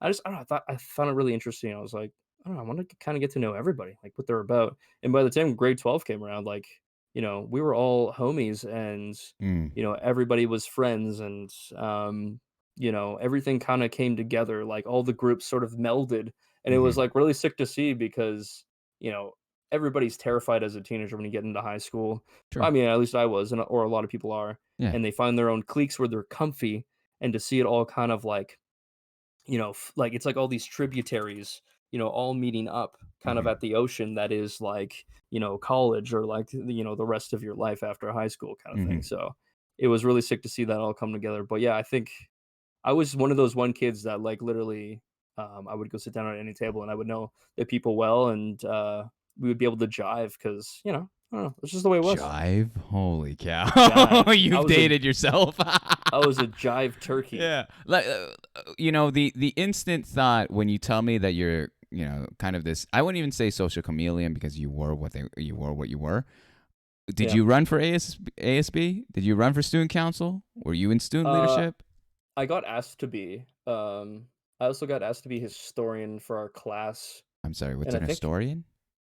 it's like they go like it's kind of like valedictorian, but it's like the historian who like at the end of like the school year they go over everything and they have this massive speech for stuff. Oh, okay. So it's kind of like up there with valedictorian, but not really. Mhm. And uh, sorry, what was the question? I just forgot I what the I question asked if was. you went to like student leadership, ASB, Right, right, student right. council. Yeah. Yeah. I never ended up doing that. No. No, what? Yeah, I kind of just like I was kind of stuck to myself, and I Mm. think I got pulled into like the stoner kids a little bit too much Okay, as there well. it is. There So, it is. all right, The that was the slowest one. speech in town. Oh, guys. Oh wait, it was the wrong papers. Let me get it. Guys, the historian, they said, The dude, most. so much shit happened. It's So not much even shit happened. realistic of a blunt. That's huge. That's a huge one. That's something you Just find in Willy Wonka's factory. All right, if he was a absolute stoner. chonger, absolute chonger of a duty. Chonger. Oh fuck! I have not heard that term in quite frankly ever. But I know what you're referring. Cheech and Chong, man, that is Cheech and Chong, fantastic. yeah, yeah. So, tell me this. Always a hot topic in terms of high school. Did you do the whole prom scene? Was that big for No, you? You I didn't. never went to a single. Wait, no, we did. I did. Sorry, I did prom, but I never went to a single like dance or anything. I don't know, it just didn't appeal to me. I was like, I want to play Call of Duty with Yeah. the homies. No, I That sounds understand. sick. I understand all the non-prom related dances. I didn't care for them either. But prom is such a big deal, especially here in the States. Did you go over the top in the way you asked the person to go to prom, or was it more of a low key? Hey, you want to just do this? Like, let's do this. It was pretty low key. Yeah, there was like it was weird. There was this girl that had like a similar last name to me. And there was like a weird algorithm of like people that you would see in certain classes, and I would see her in like most of throughout school, and she would always sit either in front of me or behind me, depending on what side of the room you started counting the alphabetization of it, because Yeah. she had a very similar last name, alphabet wise. Mm. And, yeah, I would always, like, flirt with her through high school, and then, grade 12 came, and I was like, um, "Shit, you wanna go to, like, prom or some shit?" And she was Yeah. like, "Fucking yo, let's do it." And I was like, "Alright, sick. Let's fucking do it. Yeah. Let's fucking do it." I'm sure. Did she crack open a beer right after that too? She cracked out a fucking beer, and we hit the fucking track. I don't know. So you did that whole dance. That's dope. And okay, we were going through graduation. Da da da da. You got your diploma. Next step, university. Was that a thing that you did or you did not? I didn't. I did, like, a what's called a gap year. Okay. So, Yeah, like, yeah. I just kinda chilled for a year, cause, dude, I'm an A plus student that only gets C pluses or something. I can't remember what the hell I the feel like teacher I've said. heard of this story before. A plus Yeah. student that only gets you. Your teacher had a nickname for you? What the heck was the nickname? I don't know. I don't think so. Mm. Yeah? Did we talk about this on Will's stream? No, I don't know. Oh, I thought you were alluding to something. Okay, No, never no, no, mind. no, no. This is part of everything. I was just going down the list, my man. I'm going down the list and riffing. Yeah. Yeah, fair enough. S- No, not really a nickname, but uh shoot, what was the question? I got boomer brain, okay? I was Pop going can through your brain. college year. So you That's telling right. me that Okay. you didn't take that route? You took a gap year. Yeah, so did a gap year, and then I went to a school called PAVI, which is Pacific Audiovisual Institute, Okay. for audio engineering because I was really into like music at the time, and they had this amazing recording studio, and I wanted to get deeper into that like aspect of things. Yeah. So I did that. It was like a year thing, but it was very general, and it wasn't as specific as I would have liked it to be. Mm. But it was a very cool experience, and I met a lot of people actually, and a connection through that. I met somebody there, and we ended up being roommates for a year. And then serendipitously ended up working with him in the audiovisual industry, and started to build my career in that until it came crashing and burning Hmm. this past March, unfortunately. Mm. But yeah, so got the diploma through that. It was just a 1 year thing. So, That's really I'm cool, not that though. smart. I'm I not mean, that smart. I will disrespectfully disagree with you on that one, because I think you remind me of what one of my first internships. This lady who's just cut fucking throat. She was cutthroat, but she taught Right. me something very wise, and I still hold it to myself true. It's something that I actually put into Twitch as well, where she's like, "Moms, I was hosting an event for like this big company, and she wanted me to be the speaker for that evening. She's like, Moms, I don't need you to be the most handsome person. I don't even need you to be the smartest person. I need you to be one thing. And I said, okay, yeah, what is it, Regina? I need you to be a hustler. And I was like, oh, I like that. Shit. I like that a lot. Like that, I got a little hard when I said, I was like, what? Shit. Okay. And it's the thing is that she explained it a little bit more. She said, the term hustling has a lot of negative connotation. It feels dirty and kind of underhand. But she's saying Right. she's not referring to that type. She's talking about being able to work smart and not Yep. having to appease to that side. And so when I heard that, and it stuck with me for over. I don't want to. Actually, I'm not gonna give you an age range. We know how old we are. I'm not gonna give you a range, but it's something that's really resonated with myself, and I see that a lot in you, where it's like you do have the serendipitous moments where things align, but you also work very smart. And I don't know if you're Yeah. aware of that or if you're playing it down to be we don't want I to be think braggadocious. I think I'm aware. I think I have very good like intuition and then also power of will. Yeah. So like I can intuitively feel things out and like make the right move when I think I need to. Mm. And sort of like you know, meet the right I think I meet the right people at the right time as well. But I think it also just goes, I'm not like a believer in like fate or anything, but I think there's this subconscious thing that's going on all the time that we don't recognize. Mm. That we observe things and then we pick up on cues at the right moments, depending on how strong like your power of will or intuition is. And I think I'm actively subconsciously observing all the time. And then when something comes up, that intuition kicks in is like you need to act on this or something like that. Do you know what I mean? I love that a lot. Yeah, Kind of exactly. thing. I 100% agree with that. I 100% Yeah. that is. And again, I'm trying my best not to share too many stories about myself because these shows are not about me. We can get yeah. There's gonna be a Well, whole I'd like interview. to hear about you if you got any. You got We could something? talk about it off the clock. All right, this is actually Fair, one. fair, It's fair. actually one of my favorite points of the show. Is like now we have we know each other decent, or at least I know you pretty well, and you've shared enough and been comfortable enough to share your point and your story that it's like now the door is completely open. Like you can message Yeah, me, I can hit you up anytime. that'd be sick. That'd be sick. Oh, I got you, man. I got you. Yeah. The fun part's after stream. Literally, that's the name of the other Hey, show. The nice. let's transition here. So, you went with that all in education, and you parlayed it almost perfectly to the next segment, which is about your work. All right. What Yeah. was your very first job, and when was that? How old were you? Okay, so first job actually was in high school, grade 12. So I was 17, 16, 17. No, I was 16 at the time. And I worked at a place called White Spot, Mm, which it's like I think White Spot's Canadian, maybe? I mm, think it is. Anyway, it's like a Red Robin or something. Do you guys have Red Robin? Ooh, Yeah. love Red Robin. Huge. Dirty Bird is what we call it. I Dirty love the Bird? Dirty Birdie. Yeah. Word, yeah. So it's kind of like that. I was a dishwasher, so I'm hawking dishes. Let me tell you, bud. Okay, you ain't ever seen a motherfucker at the swift age of Yeah. 16 Yeah. hucking dishes. All right, I'm turning over Mother's Day. Yeah. I'm turning over, you know, what's the other one? I don't even know the other one. Father's Anyway, Day. Valentine's Day, Oh. Father's Day.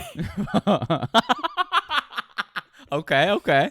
Listen, and I'm telling you, there's no worse smell than fucking hot ketchup off a plate when you're blasting it with that sprayer thing before Mm-hmm. you're prepping it for the actual washer. No Mm-hmm. worse smell, but I'm fighting through it. I don't care. There's hot waitresses cruising in, trying to flirt with me. I don't got time. I got dishes to clean. Oh All yeah. right, I got dishes to clean. So that was the first job, and then I worked my way up to deep fryer. Worked my way up to. Let me tell Mm-hmm. you, dishes is where it's at, all right? If you're a real G, you want dishes. No. And I worked my way up to a fryer. And speaking of Mother's Day, Mm-hmm. I had gotten trained for like all of a week, so like 3 days of the week I worked. And the people that trained me barely knew English, and it's like loud, and they're like pointing at things, and I don't know what's going on. I'm like, and then they get mad at me, and I'm like, I don't know what you just said. It's so loud, and I don't know what you just said." And then the day I'm solo on it for the first time was Mother's Day. I'm like, "You gotta be kidding me right now. I Mm-hmm. barely know what's going on." And Mother's Day, and why that's important, it's like one of the busiest days of the year for restaurants because everyone and their mother's going out for literally everyone and their mother's Yeah. going out for Yeah. dinner.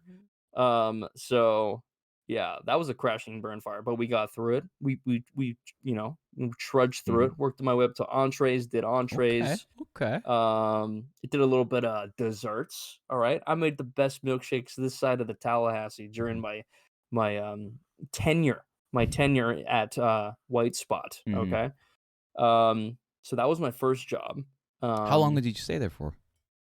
I was only there for like 7 months, maybe, And you I rose think. up the rankings that quickly? Yeah, yeah. I was Damn. like they were like, "This guy's crushing out if this guy can crush out this many dishes this quickly, Yeah. let's get him, let's bump him up a Let's little deep bit." And fry I them. asked. I asked Mm. too. I was like, "You guys, is there a position available that's not in the dirty dish pit?" And they're like, "Yeah, we got a greasy, pit, another greasy pit over here if you wanna dive in there." I was like, "That sounds great. Yeah. Yeah." Yeah. Let's give it a try. So, So you stayed there um, for 7 months, yep. and then where did you end up? And then I did school for a bit, and then when school ended, I had to get another job. So right out of high school, I applied for a job in a. It's essentially just a glorified giant freezer, for Hmm. lack of better words. It was a massive warehouse for the distribution of like all grocery products to all of the lower mainland, and which is like the area we live in, the general area we live in. Okay. And, so I started off picking, you would go, you get like a slip. You got this really long ass pallet jack. You throw 3 pallets on it and you're off. It tells you where to go. You throw the thing on the thing. You go to the next thing. You throw the next thing on the thing. Next thing you know, you got these massive stacks of pallets with crap on them. And, and then I was like, "This is ridiculous." So because Mm. I saw all the cool dudes were loading the trucks. I'm like, "I want to load the trucks." Those guys, they had their own beep. They had their own beep because What do you mean, everybody has beep? so every like machine. So there's people that like stock the shelves. There's people that pick the stuff from the shelves. And there's people that load the trucks. Right? There's those 3 people, Yeah. and every everything has a horn, but the dudes in the dock, they had their own beep, and I was like, "That beep sounds pretty Hmm. sick. I want to be part of the squad." And That's so, all it took. I like that. I like the cut of the beep over there. I'm listen, going in. when you're in a giant freezer and there's Hmm. nothing more interesting than seeing an icicle and wondering when it's going to drop from the roof, the beeps, they're Jesus. alluring. Yeah. They're like a fairy through the mist. Yeah. The mystique of it, you don't know. That's that What does great the fairy beep mean? fountain music right there. Yeah, exactly. Damn. Wow, wow. Okay, you read my mind right there. Yeah, I Anyway, got you. I got you. um, yeah, you got me. Damn, boomers unite. Amen. What's good?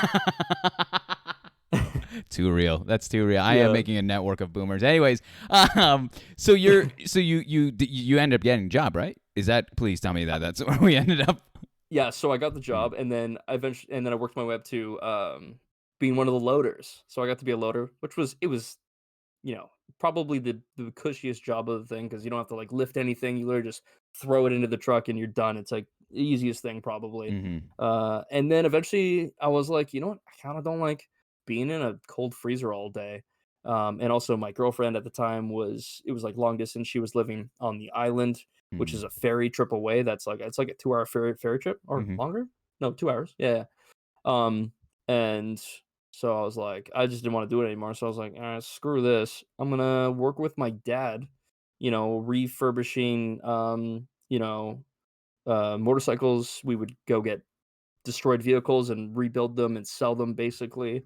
Wow. And then we were also rebuilded our cabin and stuff. It was a different thing. And it was like wasn't like an actual job, but it was a lot of work. It was like a lot of work and a Yeah. lot of character was built That's awesome. um Yeah. from the stuff that we did. Yeah. I think not But enough people put credit to that. Like, sure, it may not have been, the pay. Like, it's similar to a non-paid internship where it's like there's a lot you can learn, a lot you can glean, and a lot you could put on a resume. Uh, yeah. that is not, monetary to that extent. Okay, so Yep. you worked there. Damn, this trajectory over here. And so, how long did you do that for? I probably did that for like a couple years, honestly, or Wow. like just under a couple years, Hmm. and which entailed a ton of like carpentry work. There was a cliffside, so we rebuilt like a cabin essentially. So Hmm.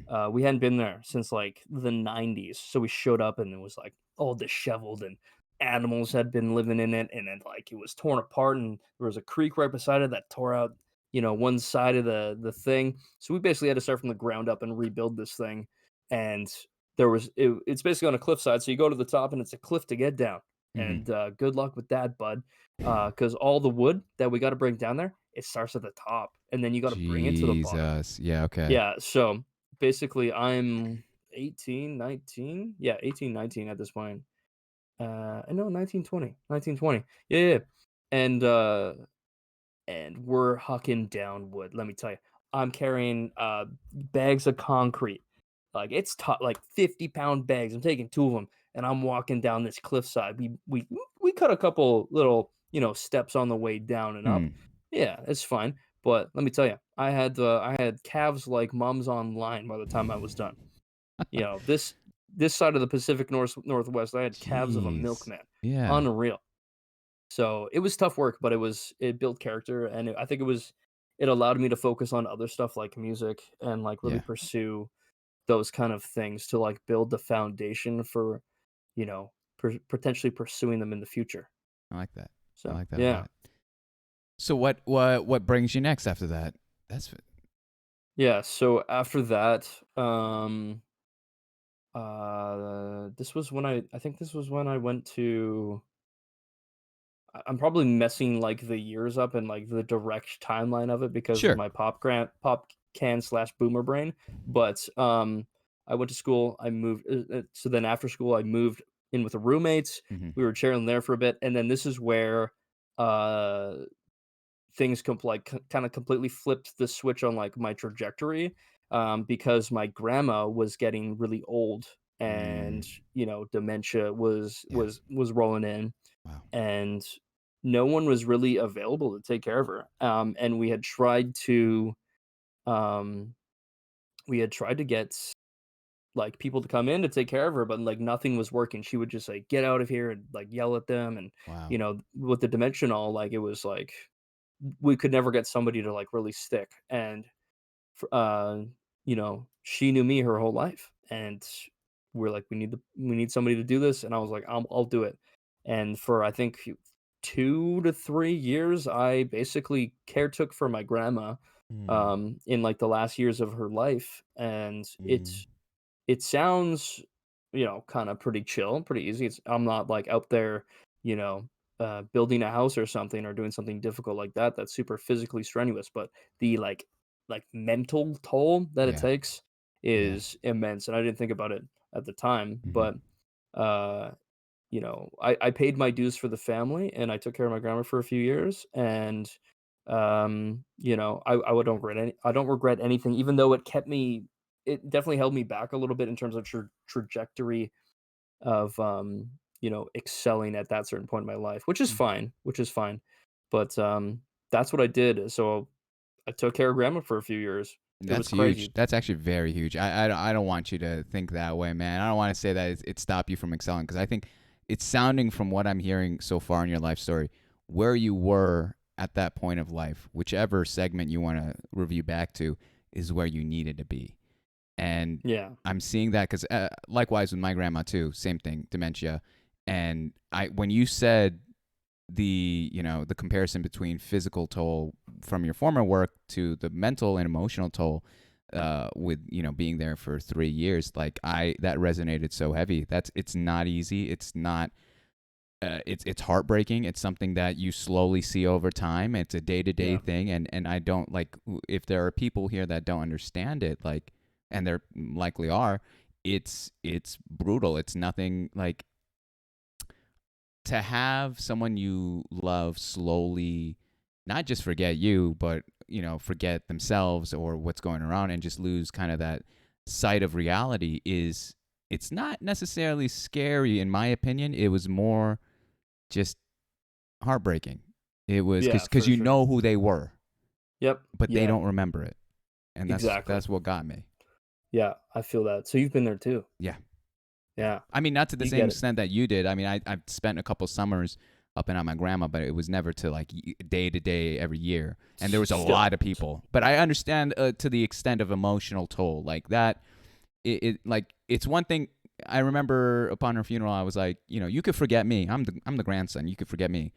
But you forgetting my mom is a whole other level. That's your daughter. Yeah. And of course, you're not going to hold it against the person. This is a whole disease. But it's one of those things where I'm watching and I'm just like, wow, imagine. Like, it really puts into perspective of life of we have all these things, which at the end of the day, they don't really fucking matter. And what does and what we only truly own in this world are our memories, our moments. And to Yeah. lose that is devastating because now it just tells me then what was all this for? Um, Yeah. but that's not to take away. I think whether it be my grandma or your grandma, they still lived a fantastic life. They still influenced so many lives and progressed so many other lives. So it's not to say that all of that was in vain, but it's like if my final moments were that, I would at least wish to hold on to that memory of I did well. Um, Yeah. but to not have that's what bothered me with my grandma, was looking at that and being like, oh wow, okay, well that's taken away. And what's even worse, and I don't want to go any further with this story because now we're getting too heavy on it, but like Right.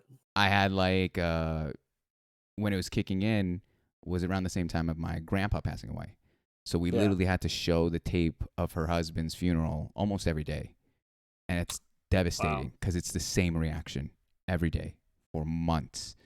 And it never, like, she would just forget and she'd wake up and she'd be like, where's my husband? Where's it? And then bring the tape because nobody wanted to keep explaining it.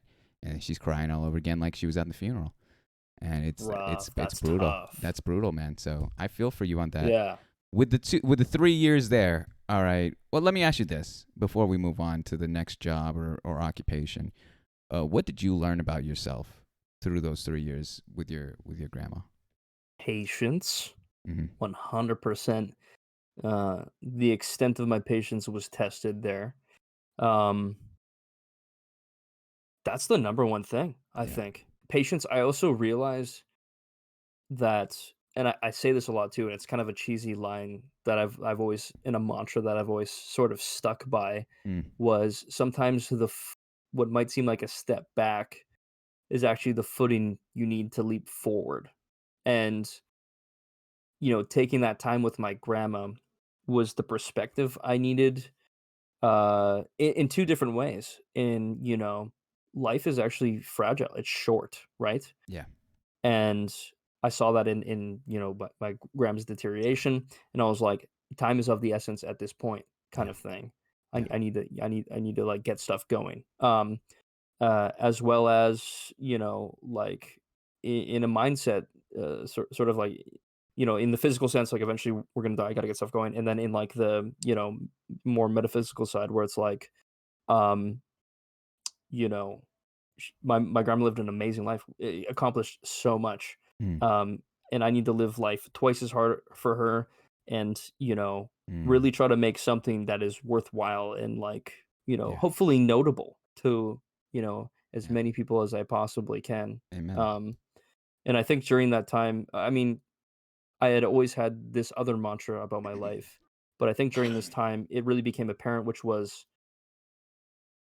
sort of my life's goal, which is to positively affect as many people as I can, to help them attain their dreams, as well as instilling in them the confidence to carry forward that perspective onto others, Mm, kind of thing, mhm, and to help build up and create a community that matters. mhm. Um, and that stemmed from, like, a lot of, like, loneliness through that time because it was just me and my grandma, basically. Yeah. The community part for the most part. And yeah, I don't know.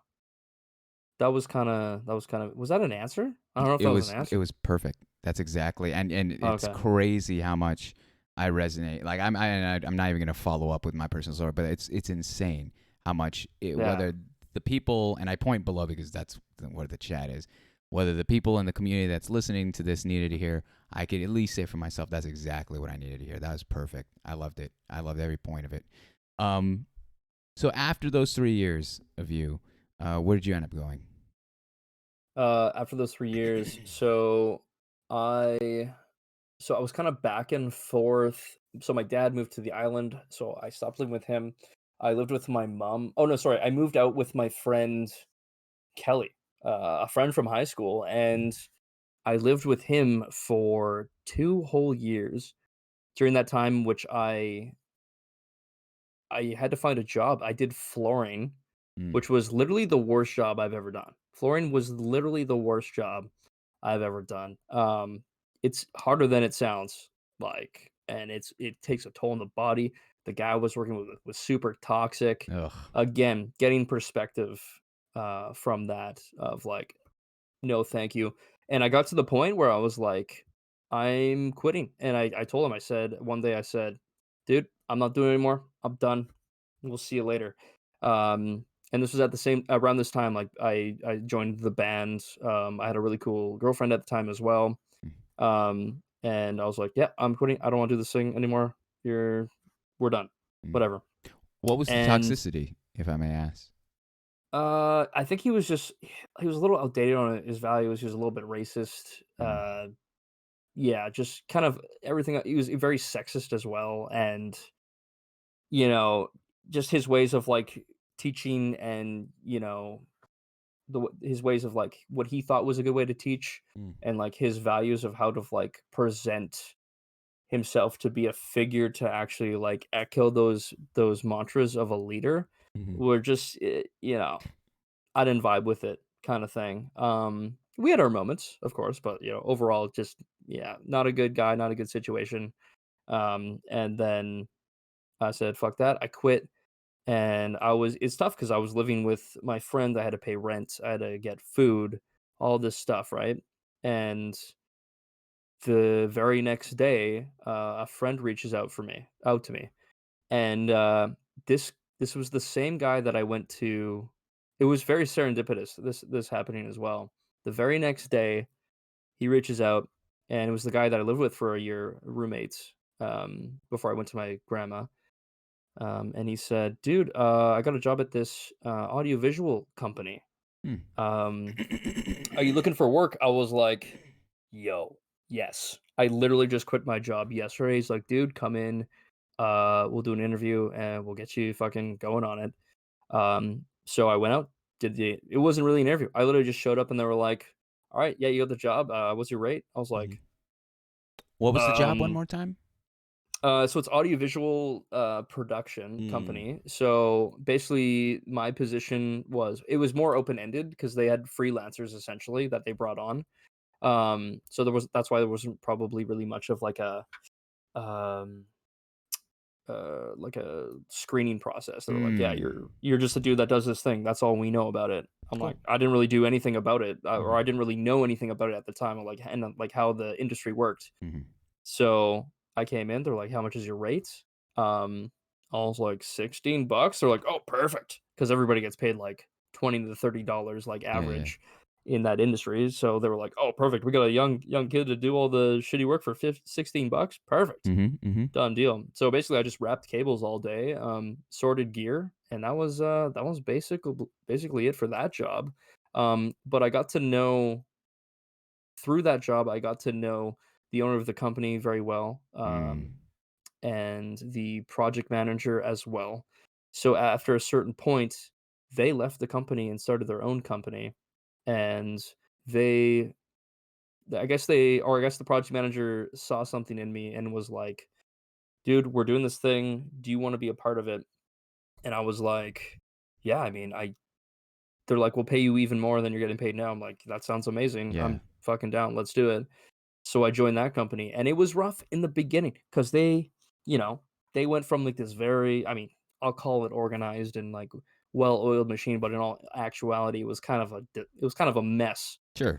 It was kind of falling apart at the seams per se. And I think the video technician, it was actually someone that I work with, can attest to that. And I joined their company, and again, it was still a little bit falling at the seams, and even up until March, things were not perfectly flawless, Mhm, because it's the early stages of the company. I joined them, and we did that, and I was basically doing I would prep all the gear. I started off doing, eventually I worked up to like actually operating the shows, tearing down the shows, and then eventually project managing the shows because I knew all the ins and outs of all the clients. I knew how everything basically worked, you know mm. so that brings us to like where we're at now in terms Yeah. of like what I've done career wise. We'll call it Mhm, career wise, but mhm. I did that for like 3 4 years maybe. Wow. Wow.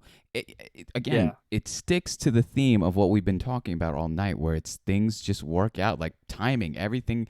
Like, again, Hmm. someone, I think Hanky put serendipitous, that word over and over and over, whether you're talking about streaming, whether you're talking about education, family, friends, work. It's all the things just align in that manner. And that philosophy that you brought up earlier, that there's something working that we're not aware of. Um, Yeah. Let me go into this next segment here, and it's probably the most. It is hands down the one that people lean in towards the most. Um, and it's about romantic relationships of you. Yeah. All right. Uh, I'm not. I'm not gonna get you in trouble. All right. I know that the ladies around there. I don't know if she's watching tonight. She might be. Yeah. Huh. She might be. Uh Yeah. oh. Uh oh. Uh oh. I don't know the username, but I will say this. All right. Okay. So, in terms of relationships, let's go from the start as well there. How Yeah. old were you during your first? Actually, how many in total relationships have you had? Let's start with that. How many in total? um like real, yeah, like ones that were like, yeah, okay, one, not many, honestly. Oh, Mm, like 7. 7 is a ton, man. Seven's a ton. Are you kidding me? Are you kidding me? Not many. What is that? What is that? I guess it's yeah, I guess. I'm old though, so it's more of like not a ton, it's more of just like I've been around for a bit. This man gets So around. This man is a maybe, man of the night. no, So no, okay. let's All right. let's let's talk about the most influential ones. All right. Okay. So let's start off with the X's. Then we'll work our way to the present. Sure. What was the most difficult relationship you've ever had? Um Most difficult. Oh, okay. Um so I had one where she was essentially addicted to a I'm not gonna get like, Yeah. No, no, that no. far into it, but Totally. she had certain substance abuse, uh, you know, Hmm. addictions Hmm. per se. And, I had seen her in the community, and I was like, she's actually really rad. And, eventually we went on a first date and things were great. Um, What do you mean you but saw her in the community? So I was part of like when I was talking about earlier with the person that I did creative stuff with, Yeah. and then through the Minecraft as well. Hmm. We had a rave crew, That's right. basically That's that we okay. would That crew. throw. yeah, so we would throw events, and I would see her like filtered throughout that community, and I was like, oh, she's super cool. She's pretty cool. Mhm. And eventually, we went on a first date, and on the first date, she got like really hammered, super hammered, like Oh yeah. scarily hammered, and I was like, "This is kinda weird for me." Yeah. But, yeah, so I had to put her in a cab, take her home, and tuck her to bed, Mm. and I was like, "That was kinda bad." But I went home and I was like, she woke up the next day and she was like, "That was kinda whatever."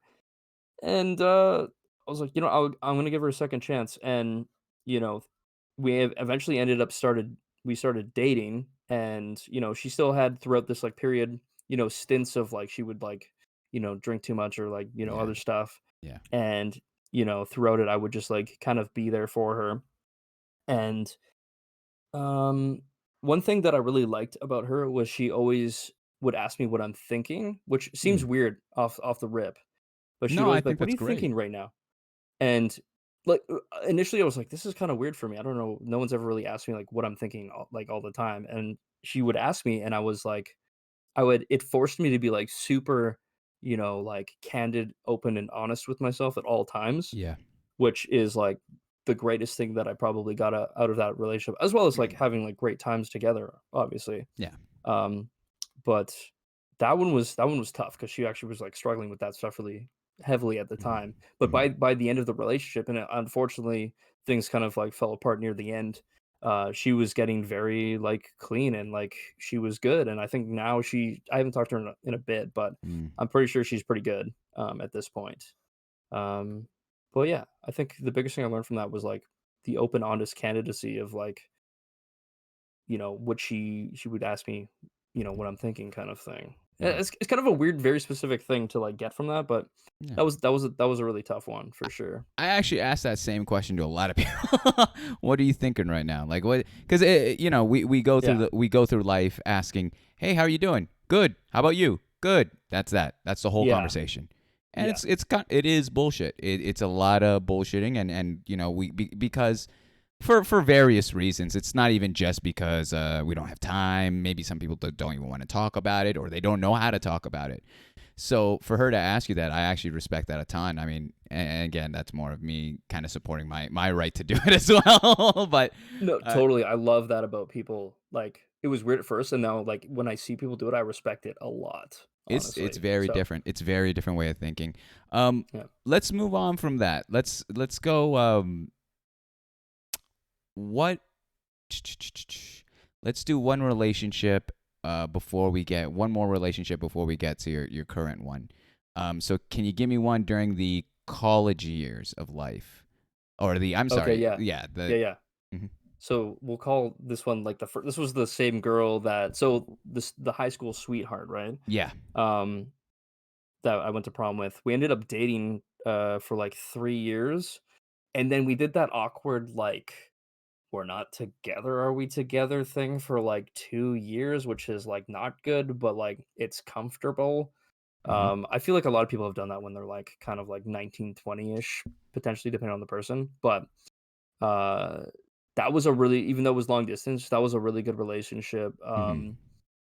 We had a lot of stuff in common, and, she was just a really rad chick that was, like, into her stuff, like, I've always been a big thing with, like, relationships where it's like, you gotta be, like, into your own stuff, Hmm. because 'cause I'm gonna do my stuff, you gotta do your stuff, and, like, I wanna be able to respect your space the way that you're gonna, like, respect my space, and then Mm. we meet in the middle and, like, share and cross over and, love each other kind of thing. Mm. So the way that she was, like, really in her own stuff and, like, the love was, like, strong and apparent and real, um, was that was really dope.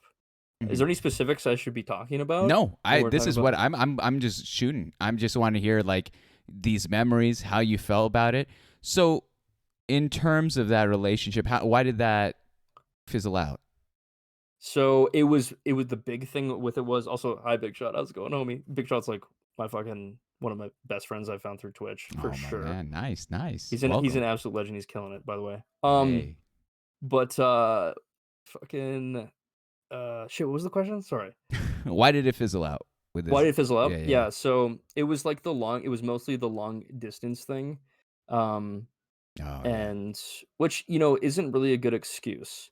I think also, there were certain aspects of it where like when you are long distance and she was going there for like school and stuff, we were basically instead of growing together in the same direction, we were growing apart because it was a Mm, very pivotal point of our lives. When you're like 19, 20, 21 yeah. years old, um, dude, that's like that's a very pivotal point of your life. Decisions are And made. You got to make a choice. You start going one direction, you start working towards that, and people sometimes go different yeah, directions. yeah, 100%. So, unfortunately for us, that was the trajectory. And, Mm, along with like the living, far apart, that's just kind of how it worked out, unfortunately. mm, And we had to end it after a certain point, which is unfortunate, but that's life, man. yeah. That's life. That's the way it goes. And you know what? I don't regret, you know, anything to do with that relationship, being in it, Yeah. being out of it, the hurt. Like I was basically annihilated for 2 years after that. I don't think I like even kissed a girl for like 2 years. Damn. Not even gonna lie. Yeah. So, um, yeah, man. So again, like those downs, are embracing those lows are the reasons why we gotta revel in the views above. If life There it is a is. mountain range. There it is. That's the self promo, ladies and gentlemen, that he was looking for. That's when you know he's a professional. Let's get into your current one then. Your current Yeah. girlfriend. How'd you guys meet, and how long have you guys been dating for? So not that crazy of a story, but we met through friends at a fire. Um, Ooh.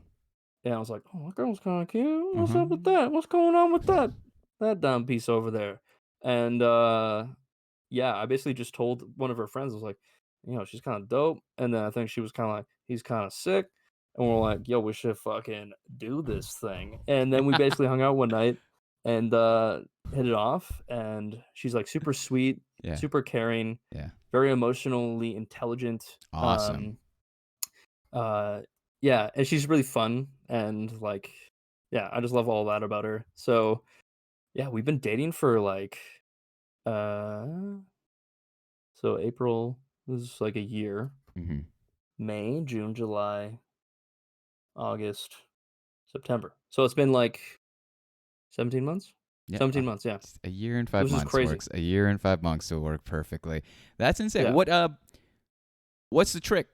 Say in terms of a long term relationship, and I say a relationship that's longer than a year. What's the trick in making that work? Understanding, honesty, openness, communication, um, space. Mm, Definitely giving each other enough space. At least for me, like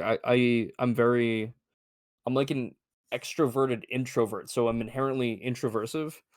But I like being extroverted, but I need to, like, charge my batteries every once in a while, mm-hmm. and sometimes that takes just me fucking sitting horizontal or lying horizontal on my bed with my laptop sideways, watching YouTube videos. Listen, sometimes I need that time, and, Yeah. like, I think it's just that's what comes through, like, the understanding as well, is knowing when that time is necessary, Mm, and, kinda doing like that, and then also attempting to be symbiotic with, like, when it gets down to, like, the conventional shit, like, meals and whatnot, and, like, how that stuff's gonna work out as well, but we've been very good about it, so we've been, like, super chill, there's no, like, really questions about it, it's like, we're living, we're doing our thing, and it's good, and the love's there, so that's yeah, it's awesome. dope, yeah. What would you say? What's the top attribute of your girlfriend? What's the thing that you admire about her most, and vice versa? What would you say she admires about you the most? I think her emotional intelligence for sure, Mm, she feels very deeply, mm, and she doesn't ever want anybody to, like, hurt or anything or, be troubled, and she's always willing to, I love like, that. help people, and it's super cute. It's a beautiful thing, honestly, Yeah. and, there's not many people like that, honestly. Mm. Yeah, and, what would she say about me? Yes. Well, you know, Okay. yeah. Just I'm just kidding. I'm just kidding. Have you seen the piccolo?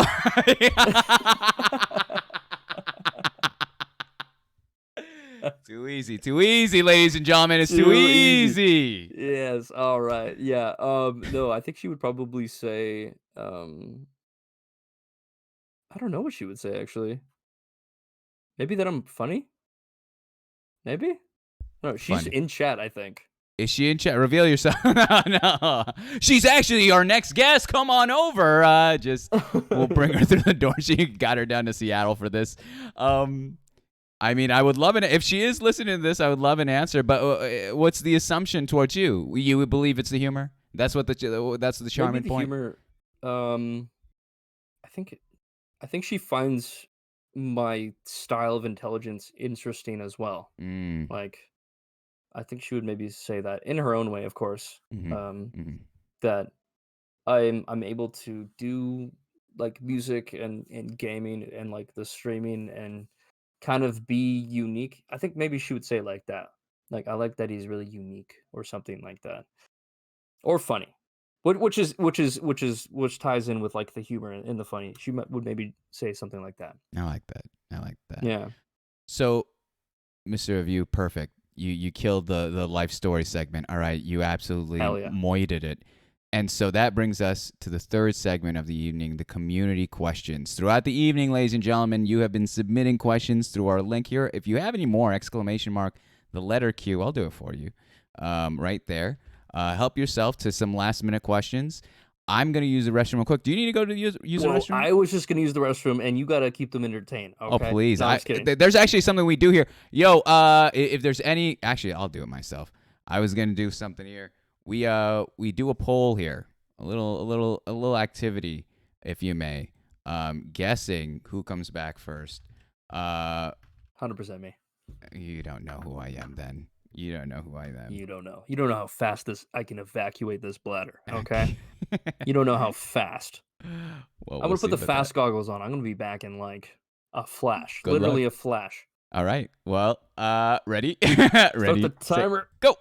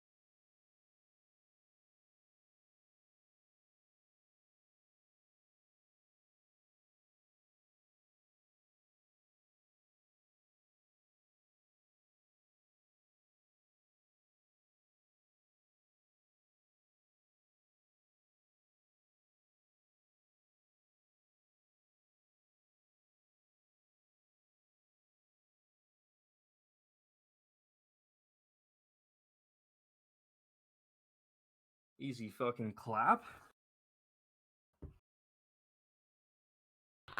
Easy clap. You hate to see it, ladies and gentlemen. You hate to. Wait. Who got in? Who got in? That was a tie? I don't know. It says a view above 3-2. I mean, you hate to see it. I don't know.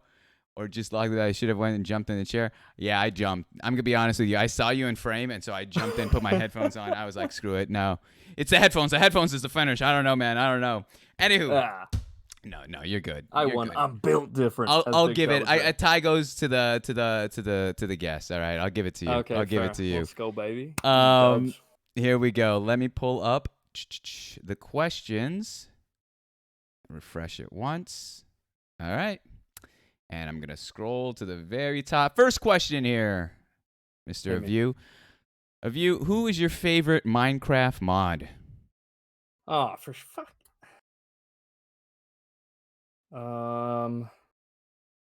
Shit. Why? That's tough. Because they're all amazing. I know. Well done, but I can't pick a favorite one. Is Aisha here?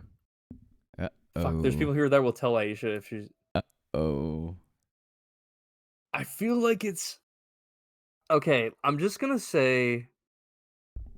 Okay, so I'm just gonna say this real quick. If Diggles had a computer, he would probably be the one because he's Hmm. the fucking OG.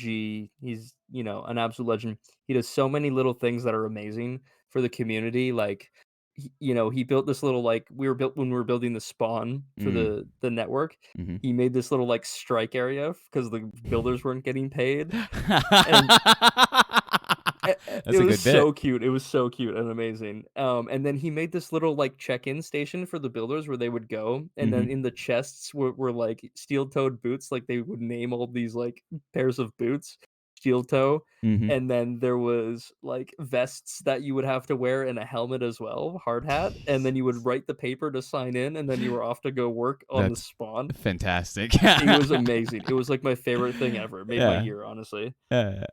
Just little things like that is why Diggles is amazing. Uh, but I would have to probably say Aisha just because it's favorites? Who's Is that the question? Aisha? Yeah, who is your favorite mod?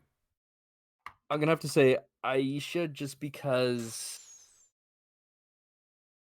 dude, I can't even choose though, What's the because like reasoning? I need it. Don't cliffhanger me. What is the reason you're choosing well, just Aisha? she just does so much, like, she really makes stuff move, like, behind the scenes that, Hmm. like, I can't really be doing while I'm streaming, and just, she helps put stuff together that really, like, makes things special. So, I know Diggles would Mm. do the same thing, though, like, if he had a computer, like, his died and we're, like, trying to get him a new one, Hmm. but, um yeah, I think I would have to go like, she's not my f I mean, she's my favorite I can't choose favorites. They're all my Wow, favorite. wow, They're all my wow, favorite. wow. All I'm saying, Don't wow guys, don't wow guys, me. we're seeing the truth here now, all right? We're seeing the truth about this guy. Okay, We put alright. we asked the hard questions here, ladies and gentlemen. We're enough of the bullshit. It's enough of none of the nice Damn it. pandering questions we did for 2 hours now. We're getting to the hard stuff. Next one here, it goes, see, stuff like this, this is how we're going to pop through these ones because some of these are just reaction questions. Can Yep. you turn your head the other way? Not joking, just genuinely wondering. Oh LOL. my god, that's who asked this question? Was it Diggles? I Was can't it tell you. It's Diggles? totally anonymous. Literally, I can't even if I wanted to, I can't tell you who wrote I this. I kid you not, I Yeah. was thinking about this morning. I was like, "You know what's weird? Is I've only ever turned my head, like, this far this way." Mm-hmm. Like, it's usually this way because I usually have chat over here, so I'm looking at chat and the game as well, Yeah. and then this. But I was like, "I never turned that way, Do it.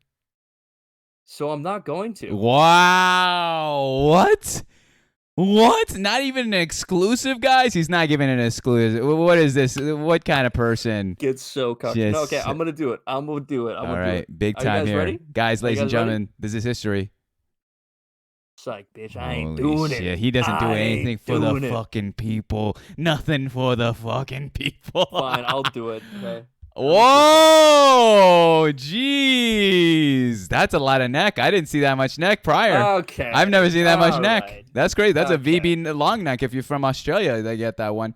Yeah, bit of neck mine. 3 C's on that one mine, yeah. um, here's another one we have here. What's the best thing you've learned about yourself from streaming? Whoa, sorry, the best thing that I've learned from streaming? Yes, that you've learned about yourself through streaming. Oh, shit, that's a fucking good They one. hit you with lefts and rights, man. It's not all Who fun and games. who did Again, that question? That was I really good. cannot tell you who it is. I really don't know. They have no way of telling me who wrote the question. The greatest thing I learned about myself from streaming Yeah. is I think I wanna say my power will as well as my intentions in life Mm, not having so my power will and also my intentions in life actually having weight, like them actually being possible. I mm, think I would say, again, the mantra that I've always lived by and that became more apparent over the years was uh cultivating a community or like helping as many people achieve their dreams, or happiness or just any like baseline factor of that, um, and instill in them confidence to carry that forward as well, to mm, help other people potentially achieve their dreams, happiness, or any sort of metric of the sense. mm, So I think the biggest thing is realizing that I do have the potential um, to achieve my dreams. I mean, I think we already have, even at baseline level with the community we built, is absolutely insane. We raised over, about $550 for mental Wow. health on the 24-hour stream. Wow. Um, Absolutely insane. We just hit 500 subs on Twitch. Dude. Um, you know, fucking, and but beyond numbers or whatever, um, just the strength of the community working together and showing positivity for people in their darkest times. Yeah. Mm. It's really something special. I think we have something special here. I think I have a lot more work to do to try to be better and to try to do more and be more entertaining, because I think I have the potential. I think I am only achieving the C plus of my potential. Mm. Again, the C plus A plus student. So I have a lot to do, but I'm proud of everything we've done so far and everything everybody brings to the table, big or small, every single day. Yeah. I love that. Awesome stuff, man. Awesome stuff. Very well spoken. I'll give you that, man. I'll give you that. Thanks, Um, so. Here's a very technical question. Very simple. What webcam are you using? Oh, it's the C930E, Logitech? 1080p, Logitech. Yeah, No way. it's Exotic Bottles webcam. He just lets me use it. Why is it? It's that seems extremely clear. Yeah, I don't know. How are you doing that? It must be the Canadian brand. It's not the U.S. scuffed. Maybe. Yeah, made My, in Canada. I mean, I had to cheap out and get this. This is my next purchase is a new webcam, but no, I had to go with lights first. What do you wanna get? I was thinking about okay, the business man in me, dead ass. I have a overhead spreadsheet of all the costs, and Yeah, I do plan on like revealing to my community because I want to be very transparent with what I do with the money. And yeah, I've said time and time again, I've been very fortunate to still work.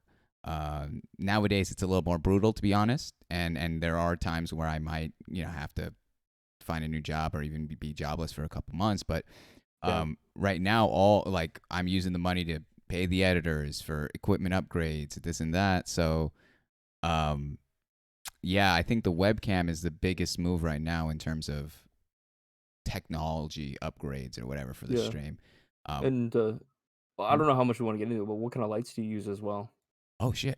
The lights just actually came in today. These are new. Holy cow! Right. Where are the fuck? It's from Amazon. My friend showed it to me. It's one of those panel ones. It's a full Okay. Yeah. panel. So I used to have a ring light, but the thing is, it would get into my glasses and I'd look like I was possessed. Yeah, for sure. So now I got these that make me look less possessed, but they still kind of get my lights. Um, Again, all of it is. Uh, I find the how do I say this? I was taught three things in terms of the order of which equipment I should get upgraded first. Yep. Based off the category we're in, number one's audio. So getting a Audio. Yeah. mic is huge, and eventually I'd like to upgrade to an actual like a dynamic XLR, yada yada Yeah. yada.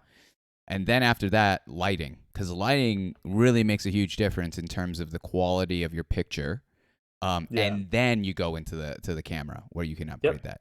So You that's got it where laid out perfectly it's for me. you. Hey, we both watched the Devin Nashes and the Harris Kellers of you. Hey, Harris Keller. hey, Yeah. you Yeah. got you got Yeah. to. Yeah. Yeah. Oh, we Yeah. gotta trade notes of you. I Pretty got a good. lot of notes. Shit. I'm telling you, the whole over. I literally have an overhead spreadsheet of all right. What's the breakdown of costs to whatever of what's the rollover?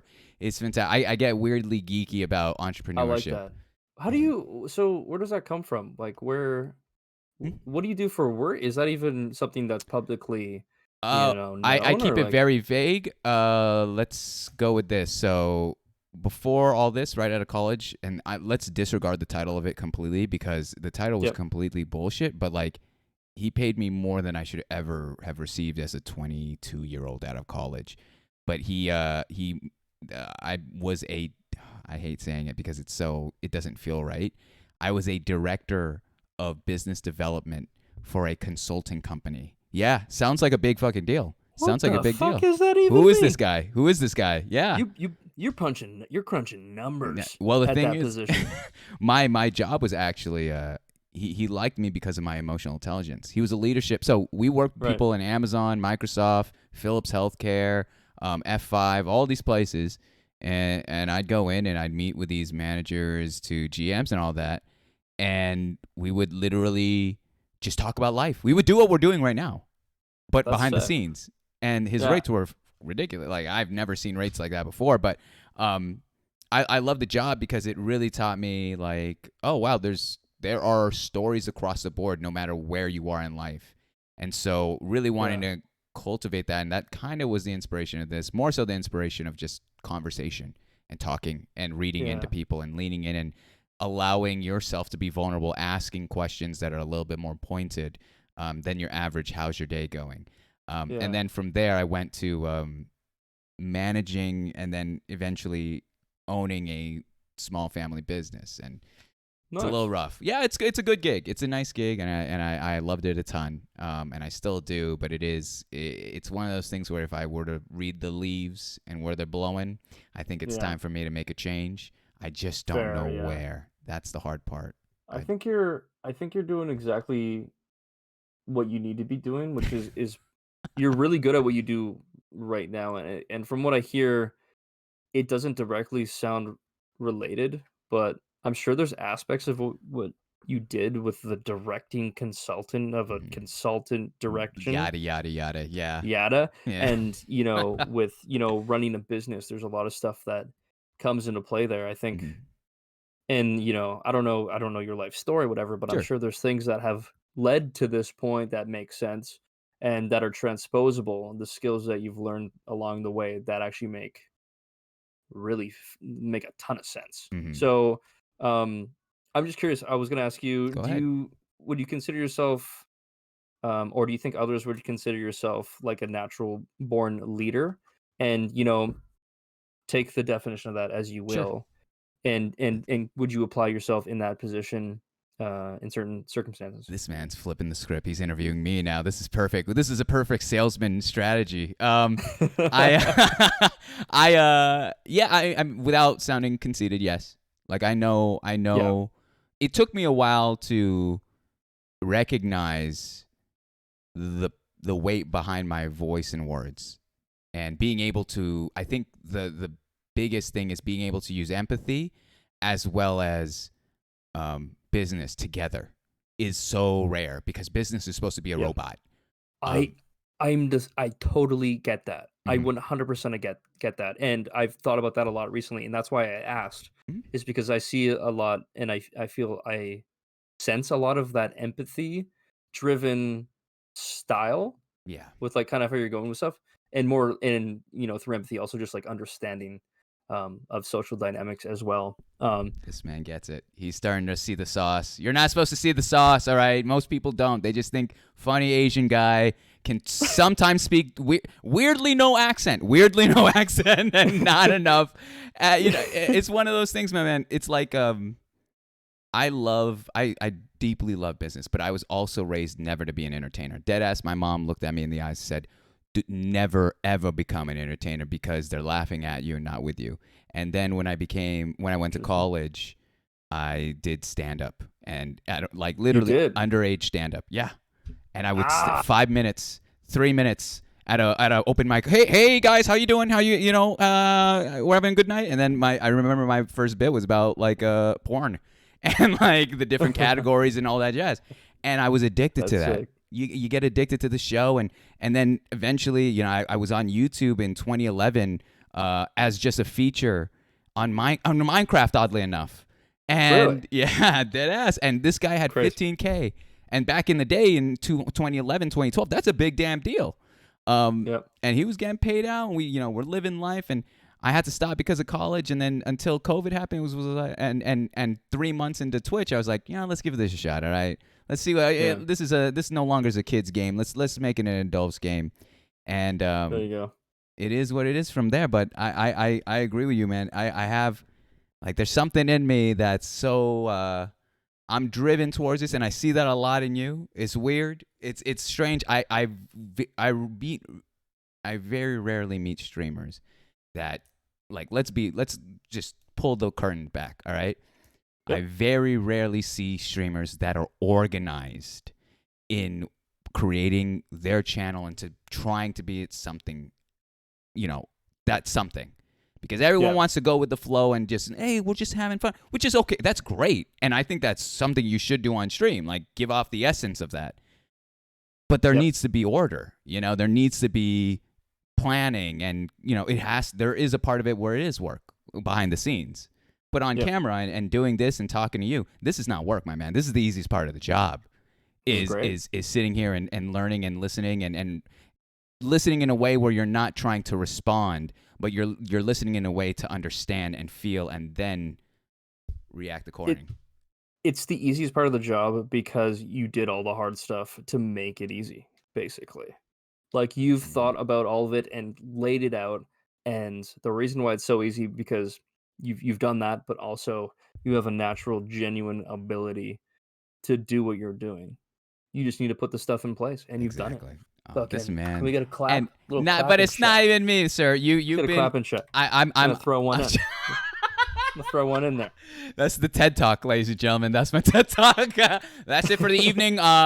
Let's go back to this, my man. The show is not supposed to be me. We could talk about this on the other show. I know. I just really, I find you very intriguing, and like what you're doing Thank is you. very cool. And I like to get perspectives Mm. from people that I feel understand on a specific Mhm. level, and I think you're one of those Oh, people. So thanks for sharing. I appreciate it, man. Don't like I. Here's the thing. Like, I'm not bothered at all about my view count nor my followship or any of that, because right now the only number that matters to me is 1K. Once 1K happens, then everything's kind of blurred together. And then Yeah. from there is when I even have plans for fucking 5 years, like not 5 years, I'm sorry, but 5 months down the road. It's insane. It's Damn. insane. We're that fucking organized. But a That's question sick. for you, Mr. View, and this is clearly someone who has not looked at your bio. How old are you? Oh shit. Diggles is gonna ream me out for this one. He's messaged me after almost every stream recently, and he says, "Here's the list of things you need to do." And I'm Mhm. like, "Yeah, I'm gonna do that. I'm gonna do that." And then someone messaged me on Discord. Oh, there's a thing on Discord. Oh, I'm gonna respond to that. That seems cool. And then next thing you know, we're playing Among Us till 4 a.m. Oh my Whoops, gosh. forgot to do the thing Diggles talked about. Yeah, I'm 29, not 28. I'm even older than expected. I've been So catfished all along. Get off the you stream. got catfished. You know what? That's just the fucking way she goes, brother. You ever It's see that fucking show? way of the road. This man's about to collect social, dude. He's about to collect retirement. My man. Damn, dude. Damn. Holy cow. This is like one of those To Catch a Predator episodes. I just go, hey, come in. I got cookies in the back. I'm just going to go change real quick. All right, where's the interview? Where's the interview? I thought we were interviewing. Sit down right over there. Yeah. And as we get into the Catch a Predator bit, it's Parker Ray. Ladies and gentlemen, we gotta know it's Parker Raid. Oh my Sick. goodness, Parker. Listen, we know each other well enough. Do you want to do the bullshit of me saying, "Hey, how's your stream, bud? So what did you do today?" I love you, Parker. I love you, my man. Guys, by the way, That's one it. thing I will promo of Mr. Parker. Tomorrow we will be dropping an after stream episode on the YouTube channel. I interview Mr. Otis Parker. It's a long formed interview. We get into streaming, get into his channel, all that jazz. Really love the show. I actually watched it like 3 times, and it's an hour just to kind of make sure everything was right, and it looked fantastic, dude. I'm pumped, and that's actually the That's thing dope. I'm trying to get you on of you. But guys, just okay. I'm just underage. Okay. But ladies and gentlemen, of course, again, bringing it back to the evening. Our guest tonight, A View Above, has been fantastic this whole evening. We are in the community question segment of the show. Again, ! The letter Q. If you have any questions in the chat, it'll send you to into a link, and we're just getting down to it. We actually just started a little bit. Let me get to the next one. What is your regular grocery list that you keep that can keep it that cheap? Holy moly! I'm assuming they're referring to the $100 a week you talk about, or 2 weeks. Exactly. All right. I roll up I get a parking spot. It's that fucking easy. I walk up to the front of the thing. I'm grabbing a shopping cart. Guess what? We got 2 weeks of food we need to get. We're gonna need the cart. We're not getting 2 baskets. We could do it, but we don't want to carry that around the entire fucking thing. Okay? I hop in. Produce section, baby. I'm ready. I already know what I'm getting. Apples. 5 of them. Okay? Guess what? Over 2 weeks, every 2 days I eat an apple. The math doesn't add up. Doesn't matter. I get 5. I got 5 apples. I bag them up. Am I making a slow cook this week? I don't know. Maybe I am. If I am, 2 carrots, 2 celery, Damn. 1 red bell pepper. You know I'm getting it. It's that easy. I roll down bananas. It's already done. I need 7 bananas in that motherfucker. Guess what? Half a banana for each day of the week for each smoothie that I'm going to have in the morning, my healthy smoothies, which brings us to our next section. We're still in produce, baby. We're still there. Guess what? You ever heard of a clamshell of spinach? Well, now you have. Guess what? I'm getting one of those. I'm getting one of those things. Yeah. Every, between the years of 19 to 25 person has gotten one of these and left it, and they always go bad. And guess what? Amen. I'm gonna make use of this clamshell, baby. Every single spinach is gonna get 100%. used and 100%. abused. All right. I'm gonna be chucking it in every single smoothie. Next thing I know, I need some potatoes. Guess Mhm. why? Dinner. Ever heard of it? Probably. I'm gonna get 4 russet potatoes, baby. Guess what? Ooh. 6 minutes on high in the microwave, done deal. I'm basically a bachelor living life. Okay, I'm getting some potatoes, easy dubs. Make my way over to the milk section. Hell yeah, we're Okay, getting also milky. known as dairy. You probably heard about it. I might get some yogurt depending on how fucking sassy I'm feeling. What flavor? Is it What gonna be flavor? Greek? Uh, I might get peach if I'm feeling sassy, but I'll usually get Mm. vanilla depending on what I'm going to be doing. All right, I got some vanilla or strawberry if it's on Mm. sale. If it's on sale, only if it's on sale though. And Okay. there's a Okay. peaches out and there's no vanilla. Anyway, I grabbed some of that. I'm getting a gallon of milk, baby, because let me tell you, your boy needs some of that good stuff Mhm. for his smoothies. Also cereal. We're not there yet. We're gonna get there. Okay, grab the milk. I don't drink coffee anymore. I'm off caffeine. We don't get the Wow. creamer, but we look at it and say, I remember the good old days. We mark our way down. Toothpaste on the way if we need it. Usually don't.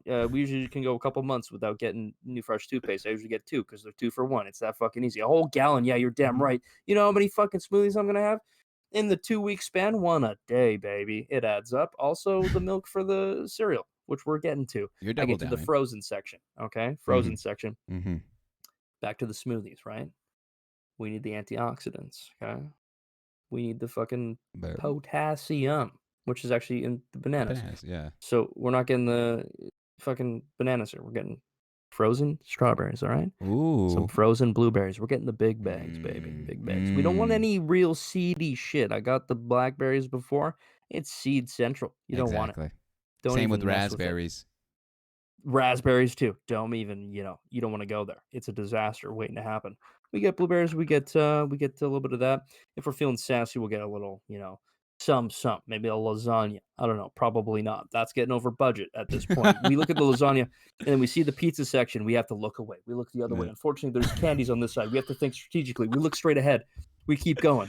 We Yeah. keep going down the aisle. Don't look either way. It's pizza and candy. You know it's a dark Mhm. path that you want to go down, Mhm. but you shouldn't. You really shouldn't. You're Mm-mm. 29. You got a dad bod. All right. It's a dark path. You keep going. You get to the end of the aisle. You take a right. Swift. Next one. Cereal aisle, baby. Yeah, I'm 29, but I still eat cereal. What am I getting? What cereal? All right. It depends. But there's 3 options I think that I see right off the bat. First one, Just Right. What is that? Never even heard of it. That's Just a Right cereal. It's basically, Frosted Flakes that doesn't have as much frosting on it. It's just It's right. It's just the right it's amount. just the right amount. What It's just branding? the right amount. Okay, Um, okay. and it feels healthy. It's like Raisin Bran. It looks Okay. healthy. It might taste healthy, but dude, it's got as much sugar as fucking True. Fruit Loops. Let's be real. True. Anyway, I get either Just Right. I get the family size, baby. Because listen, 2 a.m. rolls around. I'm too lazy to do anything more than grab the milk, grab a bowl, a Mhm. spoon, and the cereal. It's literally 4 things. You Mhm. put it together, you're done. Put it away. It's that easy. You don't got to do anything else. All right. That's a 2 a.m. snack right there if I've ever heard of one. If I don't get the Just Right, I'm getting some Honey Nut Cheerios. Classic. Oh, thank Easy. you. Easy classic. Thank you. And if I don't get that, I'm probably getting Frosted Flakes because I'm feeling fat and sassy. Yeah. And I kind of, I ran a few times this week, and I think the Frosted Flakes, I got a little bit of leniency. Okay, so You sue me. deserve it. You deserve it. You deserve I it. deserved it. I Mhm. earned that. Okay, I Mhm. earned it. Yeah. That's what happened. All right. We're in there. We want to get some also. We're gonna get some motherfucking porridge. No, sorry, not porridge. What is it? Instant fucking Oatmeal? oatmeal. Oatmeal. Yeah, Porridge, yeah. my guy. What the fuck? You've been hanging out with Okay. All the right. No, fucking no, Three don't Bears say and the it. fucking Don't fucking say Red it. Riding All Hood, my right. man. Jesus. Okay, I got flamed. All right, shut up. I said this on my channel the other day, and people flamed me for it. Porridge. It's porridge. No, I'm a it's look. oatmeal, sir. No, Jesus. What is porridge? Porridge is a I'm rice googling it. soup. Porridge is a food commonly eaten as breakfast. Or, I don't want to fucking talk about it. All right, Yeah. Jesus, dude, you're talking to a It's foodie. porridge. You're talking to It's a porridge. foodie 101. Yeah, okay. Yeah. So you get some Whatever. what flavor are we talking? Bland, and then you Fuck. put I you, get the apple cinnamon. go for you. Go for you. Yeah, we don't fuck around. Let's be real. Thank Let's be you. real. I was born in the '90s. If I'm not eating apple cinnamon oatmeal at 2 a.m. on a fucking Tuesday, then what am I really doing with my life? Anyway, Quick question: the viscosity, is it thick? not too thick. I don't like a thick one, especially with those. They get kind of glorpy, True. we'll say. Yep. And I Really like coats your mouth.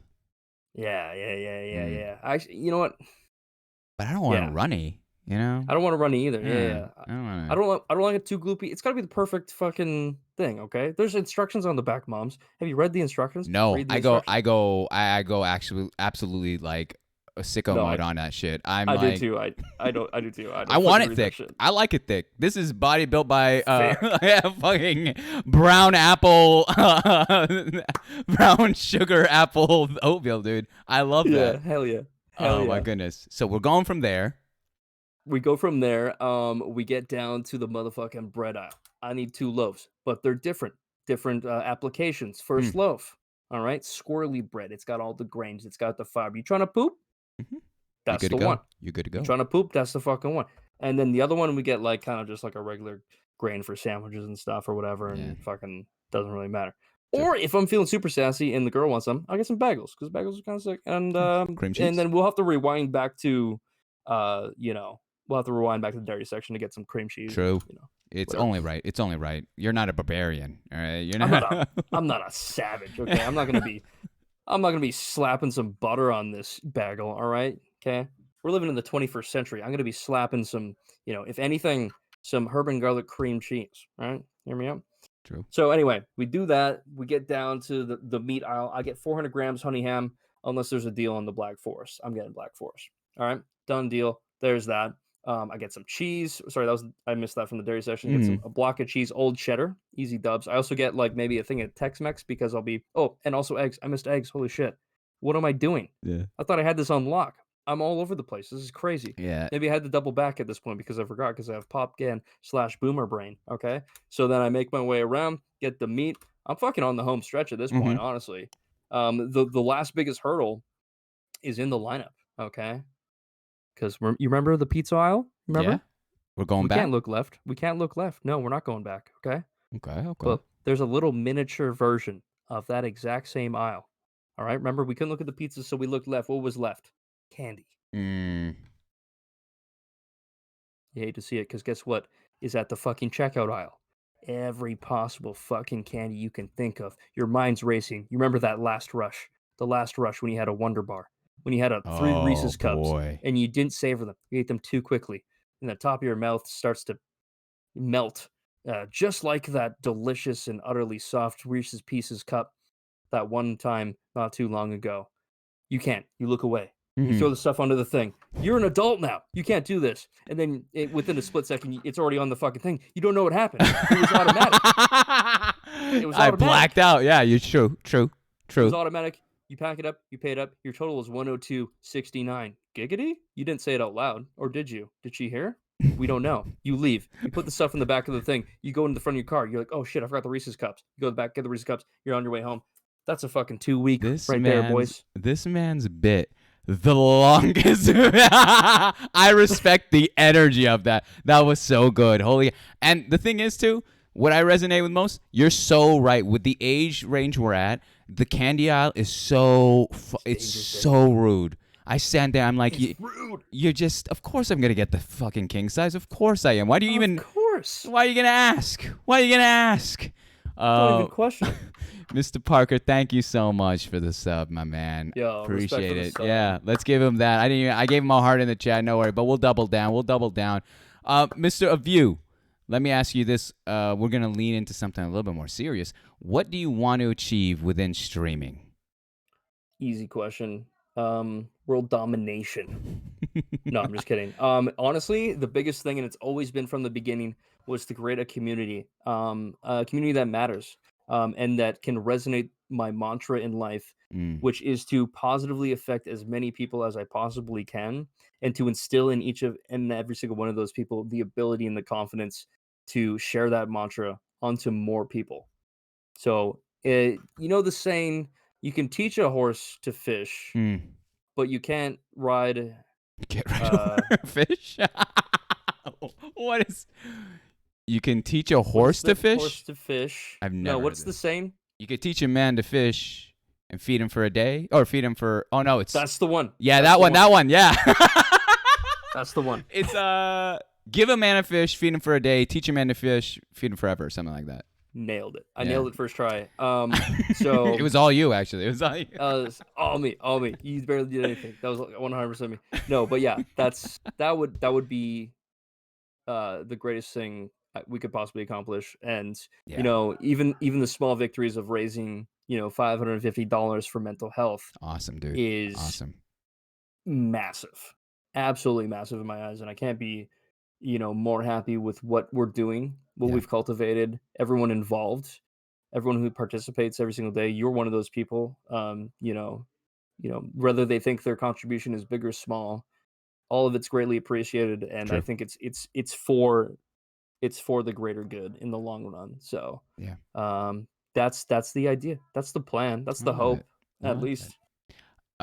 Here's a little task one. Favorite feature of each other and why? I assume they're talking about you and I. Oh, had to burp. Oh, That was well, that's your the spaghetti. calves. Obviously, those calves, Have you those even seen milkman them? calves you got. I don't know his what. I was so close. You almost got me to release the Damn it. OF, baby. You Damn it. almost got. I literally almost Chat, so raised. close. So So you got. so Here's a close. little knee. Here's a little knee. Here's a little knee for you. Ooh. Just a little power knee. Power knee. That's a power move. Ooh. It's a power move. Ooh, damn. Okay. Let me see. Oh, Do you want to start? You want to start? sure. Why not? Thanks. If there's anything I know about showmanship, you should never go first. You want to go third, roughly. I think third's a really good place to be because you Fashionably late. exactly. But for the sake of the guest here, I will go first, guys. And this is not even trying to put him over. Like dead ass, I saw this man on one stream, not even his own, in an interview that lasted maybe roughly 30 minutes, and that won me over. It's the way in which he presents himself, the way he talks and holds himself. And I don't think it's a show. That's the weird part. It's like you could tell where it's like fabricated, and even if it is fabricated, it could be good. But I see this man as who he is, and especially how you guys saw the whole bit he did. And from a comedy standpoint, that takes a lot of balls to not only A, pull off the joke, but B, run with it for that long. Because a lot of comedy is timing, and that's tough. And part of me is watching him, and I'm like, "Oop, all right, man. Hopefully you got the bit. Like, hopefully it pays off." And he did have a punchline in the end. So I appreciate that, man. I appreciate someone who could speak well and who also is very aware and I would say confident in themselves and has Thanks, that man. kind of identity within themselves. No problem, man. That's on the house. That's on the house. Everyone gets one. Everyone gets one. Oh, okay, I like it. It's a mint. I've heard that somewhere. Um, I would say for you, I don't know you as well as I would like. Mm, But I think just in that same virtue that you're a person who is able to read people well and to use like your empathy that you have for other people, to get on the same level, and because inherently you just are, but everybody's a little bit different. mm. I think why you're so good at what you do here is you're able to read and connect with people and make those connections and dig deeper and make people comfortable. You can probably hear my roommates in the Yeah, background. yeah. I got you. Whoa, we went green. See, that's anonymous, guys. He doesn't want to hear the nice things about me. All right, he fucking canceled you. That was weird. That was odd. But I think so leading up to this interview. For some reason, I was a little bit nervous, but I kind of get nervous with like any sort of thing like this. But Mm, um, I think your ability to like make people comfortable, read people in a good way to make them comfortable, and like you're very understanding. You have a really good perspective. I think you've been through enough stuff where you can see the good, you can see the bad. And I feel like you're also not afraid to like, joke around and be real with people at the same time. mm, And again, I don't know you that well, but I think those things at a face value level mm. are very apparent. And also your organization, would love Oh to my dig deeper into goodness. that at some point. Of course. Seems very apparent. And I don't know. I I think appreciate that, man. you're kind of dope, dude. I I kind of appreciate fucks with you. You kind of fuck. the goal. The goal of every Kind of show is fuck. you bring him on as a guest and you leave as a friend. That's always the kind of mantra I've noticed, the theme of doing this about 17 times. It's Yeah. just fascinating just seeing how after a 2 hour, 3 hour conversation, how much you can, and you got a little bit of myself as well, how much you can resonate with the other person, and how much, Yeah. just because we're in different parts of the world, because we're different ages, whatever, there's always at least one topic that you're like, exactly. I feel that exactly, and then you Yeah. dive into that. What's Um, our thing? Are we just boomers and we connect on boomer level? Honestly, there's a lot over this evening that we connected over on it, and That's true. it was insane. Whether it be we talk about family stuff, whether we talk about our education, our ways of life. A little bit, a lot of it is boomer. Actually, in hindsight, a lot of that. Your grocery list, exactly what I did today. Exactly what Yeah. I did today was Shit. exactly the same Let's thing. go. Here comes a couple quick ones. Yep. Can we get the horse mask? Ah, for shit's sake. Just let's see it. I Let's can see say it. no. I can say no. You could Did you say pay the no. channel points? Okay. No, I'll That's fucking wear it. okay. 1 second. I'll 1 second. while we're doing that, I'll continue. Um, Ignore it. Oh wow, they even said ignore the question. That is the fun. Like I used to have a housemate that had that, and he would put that in my bed almost every day, and it always made my day a little bit better. Look at this now, guys. If you didn't see the error interview, he dead ass showed up in this. Like it showed up on the screen, and I was dying. I'm a grown ass man, and this bit killed me. I was like, holy shit! What is he doing? What is this? Yeah. So that's that. I try to wear it as like little time as I possibly can. Mm-hmm, Um, because I think Corona originated in that mask. Every time I put it on, I start coughing. And, I don't know what's in there anymore, man. yeah. I don't even know. But Oh yeah, my gosh. Here's another. Wow, we're flying through these. Boxers or briefs? both boxer briefs. I Honestly, wear Saks, so I guess they're technically boxers, but they're boxer briefs. mm-hmm. So Those are the best yeah, ones. go Those are with the best boxers. ones. Yeah, you get the support of briefs, and you get the looseness of the boxers. I like it, and the style. Yeah, That's really where it goes. yeah. That's where it I got goes. one with space things on it. Crazy. What? Oh, like a rocket There's ship? yeah. This man. What's wrong Okay, with? we I got get it. one You're with. packing, all right, my man. All right, we get it. You don't have to say it's a fucking All right. spaceship thing. Okay, that's not. What a flex. I was saying. He's in a band. He's got a There. girl. All right. This motherfucker, just too much. All right, it was too easy of a All setup. right. Yeah, Um, it's fair. That's fair. You got me. Here's one. Go for a rip, bud. Yes or no? Oh fuck yeah, buds for sure, buds. Are 100%. we saying this man is a fan of the salads? If you catch my drift, Dang. to this day. Shit. Okay. Yeah. Wait. What do you I mean? get you. I was saying 420 friendly, but either or. All right. Oh shit. Okay. That's I actually don't. I don't smoke anymore at all. Oh, Like what was I the used to change? back in the day, but yeah, I don't. What? Why the hanging it up? Why'd you hang it up? Um, anxieties Yep. stem from it. Just it bred unhealthy sort of habits, I would say. And I was like, Mm.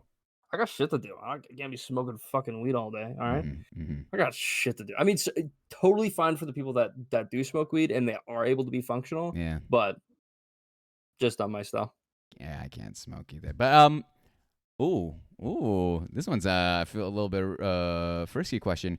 How would your stream change if you had 10K viewers? How would it change? Yeah. That's actually a good one. Yeah. I've been thinking about this a lot recently, because there is a level of anonymity that comes with streaming to 10K people. The chat's moving quickly. Mm. With myself as a chat based sort of stream, I think what I would have to do is just be a little more filtered and a lot more focused on gaming and content. Mm. So I would so again, when I roll with like the intuition punches, I would at some point have to pivot and make the content the focus and not the chat as much Yeah. because of the rate by which it would be moving or something. Mm-hmm. And I would pick and choose things that I would read as we would go, basically, kind of thing. Mm. That's what I would think would happen, but um, none of my baseline morals of like why I stream would change. I think I like that. I would find a way to use those morals and the reason why I'm doing streaming, which is always where I start off with things Mm-hmm. and mold it to the new mold, the new Yeah. foundation. Yeah. Mm. This one I'll just have you react because it doesn't even end in a question mark. How much wood would a woodchuck chuck if a woodchuck could chuck wood? Um, Depends. So, is it like a fully grown woodchuck? What is the area by which the woodchuck has to be processing this wood? Um, I don't think they technically chuck wood. Mm-hmm. Is chucking the wood like? Can we define that as well? Because I need to know: are they physically like throwing wood, or are they Mm. processing the wood by means by which a wood would chuck wood? I think I have no idea. I have no idea. I couldn't even say. Let me say this though. One thing to the people in the chat is it has it cleared up? Did everything get fixed? They were saying there's a little bit of lag. I just want to make sure. Um, It looks good now. it looks good now. Okay, good. Because yeah, I also have it up, and I did see the lag just now once they brought it up. Thank you for that. Um, Here we got another one. Oh, interesting. Are you Christian slash religious? No, I am agnostic. So I basically go off the belief that I can't prove anything indefinitely, like Mm, for 100%. Um, and I can't prove it either way. So I go off the rule of basically I don't think I know shit about shit, so that's what I'm gonna go with. mm, That being said, um, I have so many religious friends, yeah. and their virtues, values, and morals that they get from their religions are beautiful, Mm-hmm. and I respect them immensely for it. And yeah, that's just kind of it. Like I'm like we're just humans, humaning about. I'm gonna try to have faith in my fellow human, and try to spread as much positivity as I can. I think, yeah.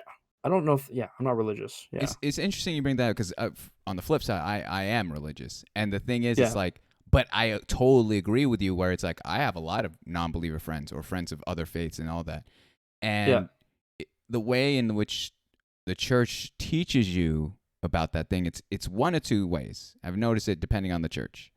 First church says, yeah, you could have friends that are non-believers or other faith and this and that. It's totally fine, whatever.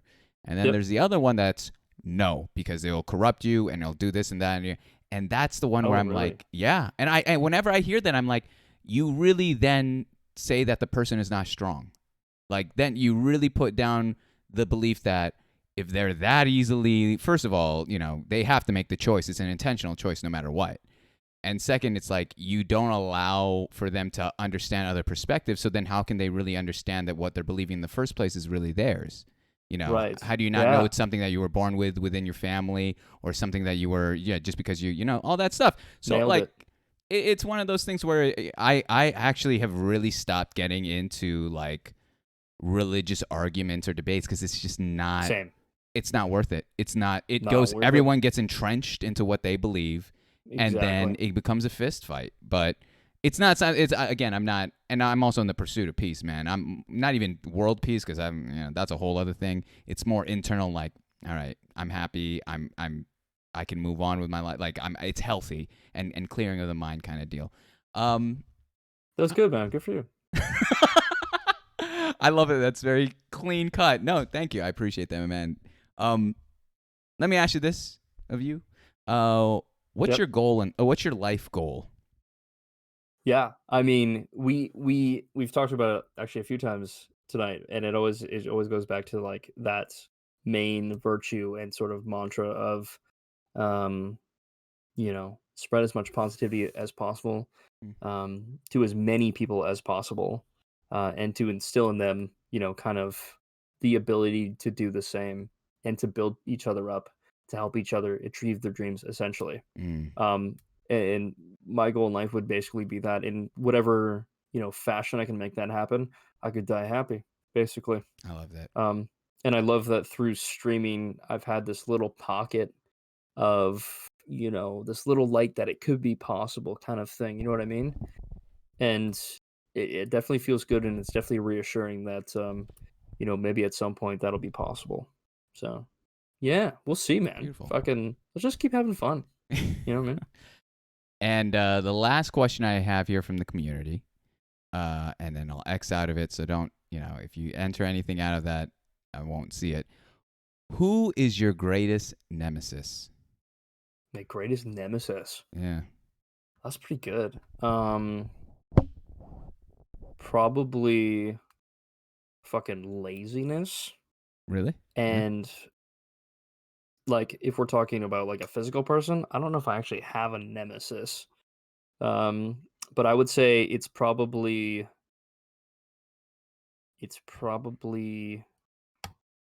doubt doubting myself. Mm, Doubt and laziness would be my biggest one. Because I can tend to not work as hard as I possibly could sometimes.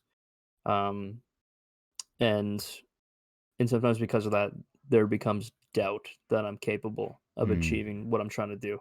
I've had that recently, like especially with streaming. Like it's up and down sometimes. Like I did the 24-hour stream. It yeah. was insane, absolutely insane stream. One of the best streams I've seen, let alone been a part of, and helped be the entertainer and Mm, like leader behind. Um, and then the stream after that was even crazier. Um, Someone donated $400. I shaved my beard off. That's we never got into that, but that's why I don't mm-hmm. have a beard. I usually have a beard. If you look at any of my clips, I have a Yeah, beard, yeah. except for the one from like today and the day before. And so yeah, I would say, you know, when I just want to like chill till 3 a.m. and play Valorant with the boys, that's not conducive to, what I want to do. But maybe it's a part of it. I Mm-hmm. wish I would be I wish I would be more headstrong and like really getting shit done sometimes. And then being able to overcome that doubt and truly perform, the way that I want to. Those are probably my biggest Yeah. nemesis, I would say. Yeah. I love that. Yeah. I Let's go like with that a that. lot. I like that a lot. That's solid. Um, but Mr. Of You, thank you so much for those answers here. We're moving on to the last segment of the evening. All Hell yeah. right. You're gonna I'm gonna tell you the backstory of this all, and I'm curious to see if you know the answer. Do you know the show Inside the Actor Studio? Uh is that the Jesus. one with the like it's like black and white? No. No, I don't think I do. Okay. Well, you are. I'm 17 for 17. Um, so essentially, it's the inspiration of the show, and it is hosted by a great man, James Lipton, passed away a couple years ago. And what Yeah. he did was the premise of the show. He'd bring actors and actresses on, and for 23 years, he would ask them. He'd do exactly what we did today. He'd get into their life, their discography, and then he would say these final 10 questions to every one of these guests, and it's kind of based off of a French television show. So he got that idea from someone else, and now I'm paying homage to the man because it was very influential to me in terms of just seeing how people are when they're asked these kind of questions, and throwing them off. They're very different questions. There's only Yeah. two rules to this of you, and then once we're finished with it, we'll close it out. We'll go our separate ways, and I'll raid the next person. Um, Yep. and the two rules are this. Okay. Okay. First one is I do not react to any of your answers. I won't even say anything other than the question. Um, Love it. Second one is you don't have to pontificate on it. You could just give the question. It's totally up to you. I mean, you can give the answer. It's totally up to you. But I do require an answer for all of them. Okay. So you don't have to give an explanation, but we do need an answer. Good enough? Yep, that's good. All right. All right. Are you ready? I don't know. Yeah. Yes. Yep. Okay. Question 1. What is your favorite word?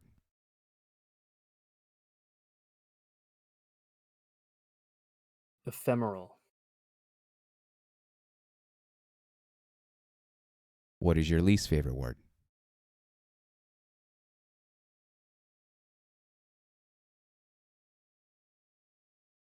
Fucking um uh ham, I guess. That's not the answer. Next question. What turns you on? Um Intelligence. What turns you off? Dishonesty.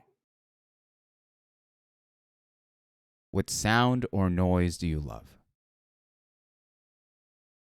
I love the sound of a golf ball falling into the hole. Um I love the sound of a fire crackling. Um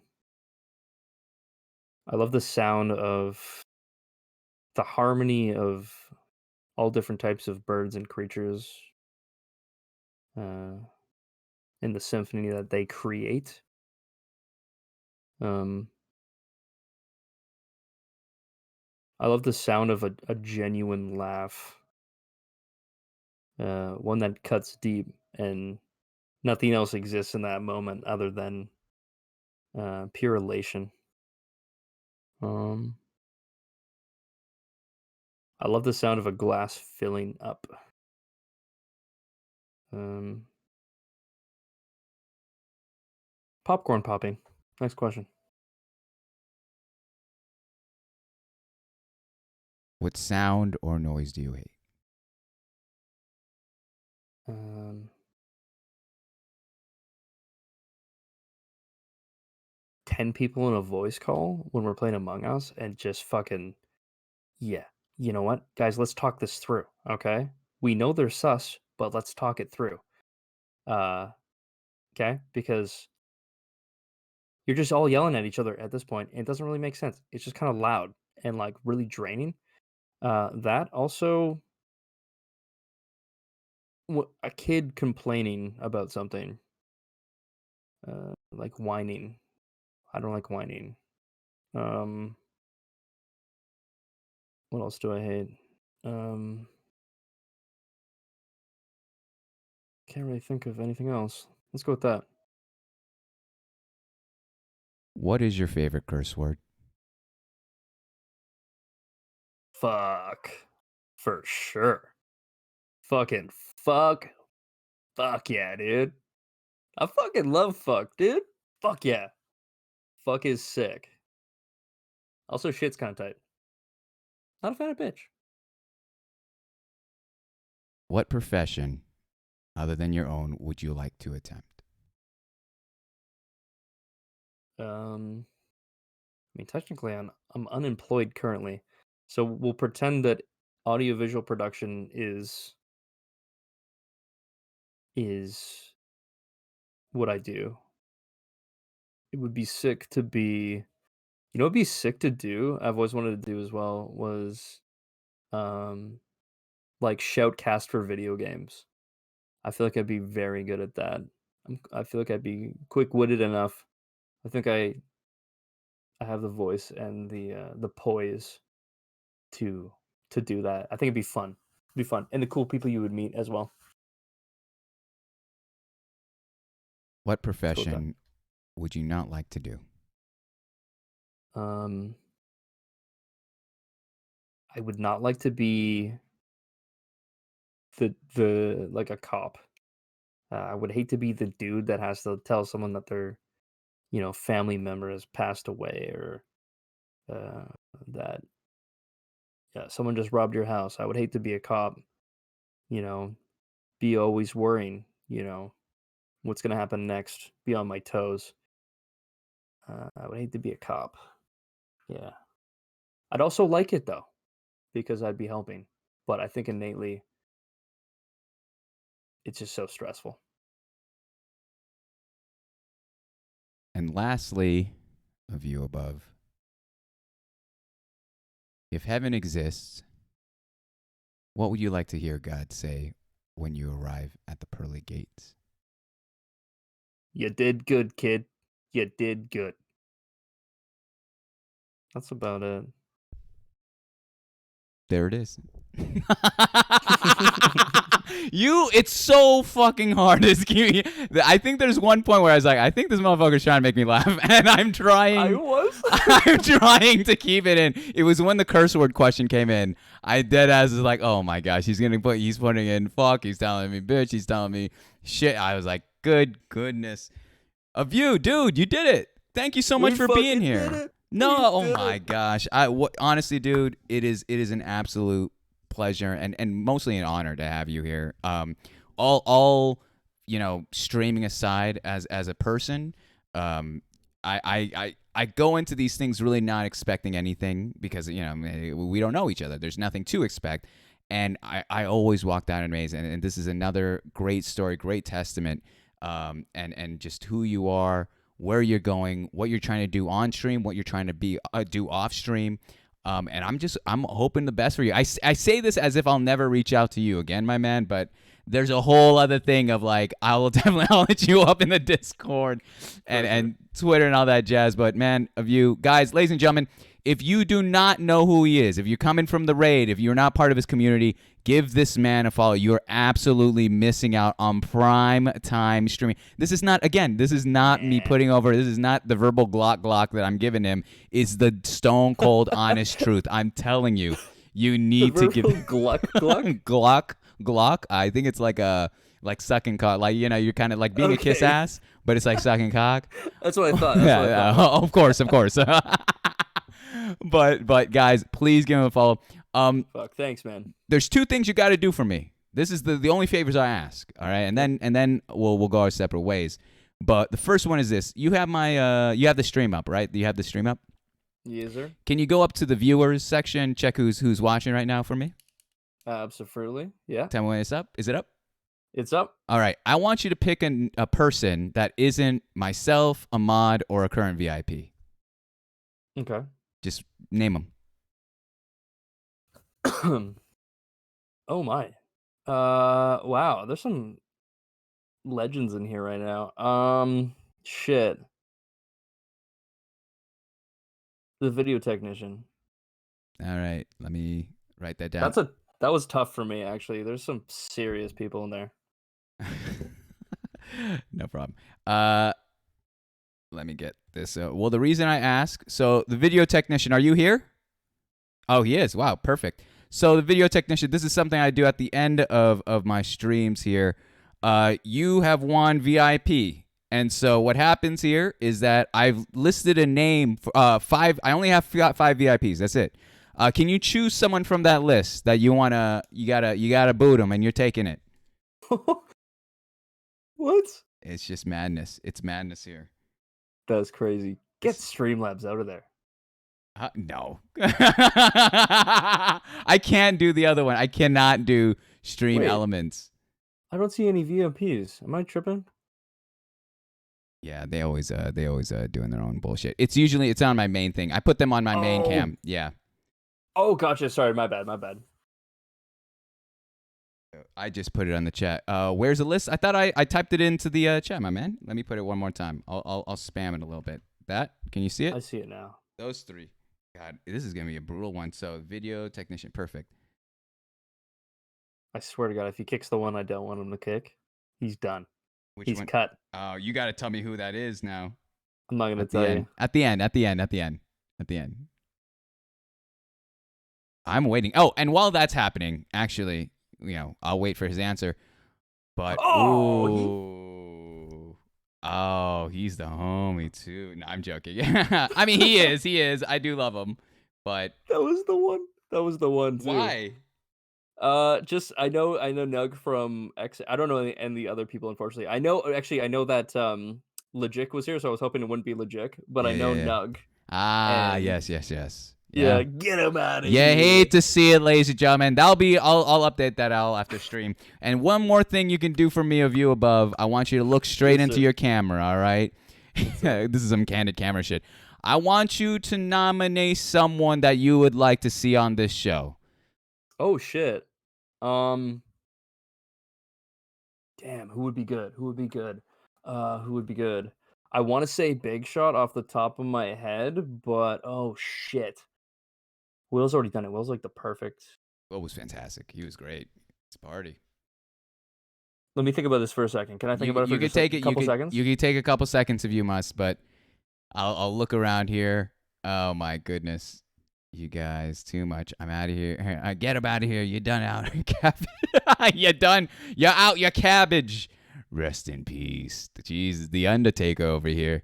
Yeah, keep plugging A View Above, man. Absolutely talented streamer. So much fun having him, man. It's crazy. Do you have someone? Um, I think I think we're gonna go with. This is tough because I want it to be fitting. Sorry, It does. I mean, either or. I, I'll say one now, but I might Okay. message you later. To be All right. perfectly honest, Fair play. So who's the one let's now? let's go with your Budweiser. Your Budweiser. Out of curiosity, why'd you choose him? I chose him because he. There's something about. I was gonna say Big Shot, but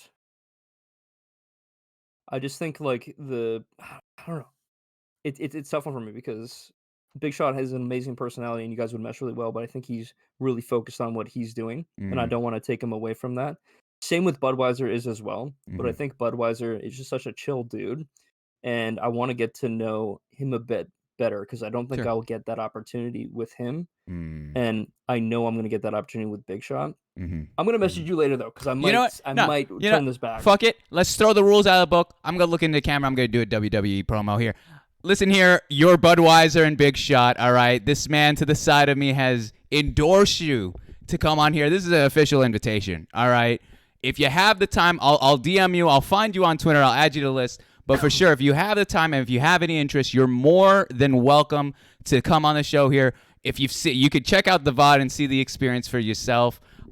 Is there anything you'd like to warn them about before to prep them if they are interested in here of you? Warn them about. Of Dude, you? he's got his calves. Don't They don't fucking don't look lie. them. Don't look them directly in the calves. Okay, I'm just gonna say that right now. It- Like right off the bat. I looked at him. I glanced at him. It was like Medusa's gaze. I fucking turned to stone. yeah. Well, you were rock hard, but I don't know if you were fully turned aside.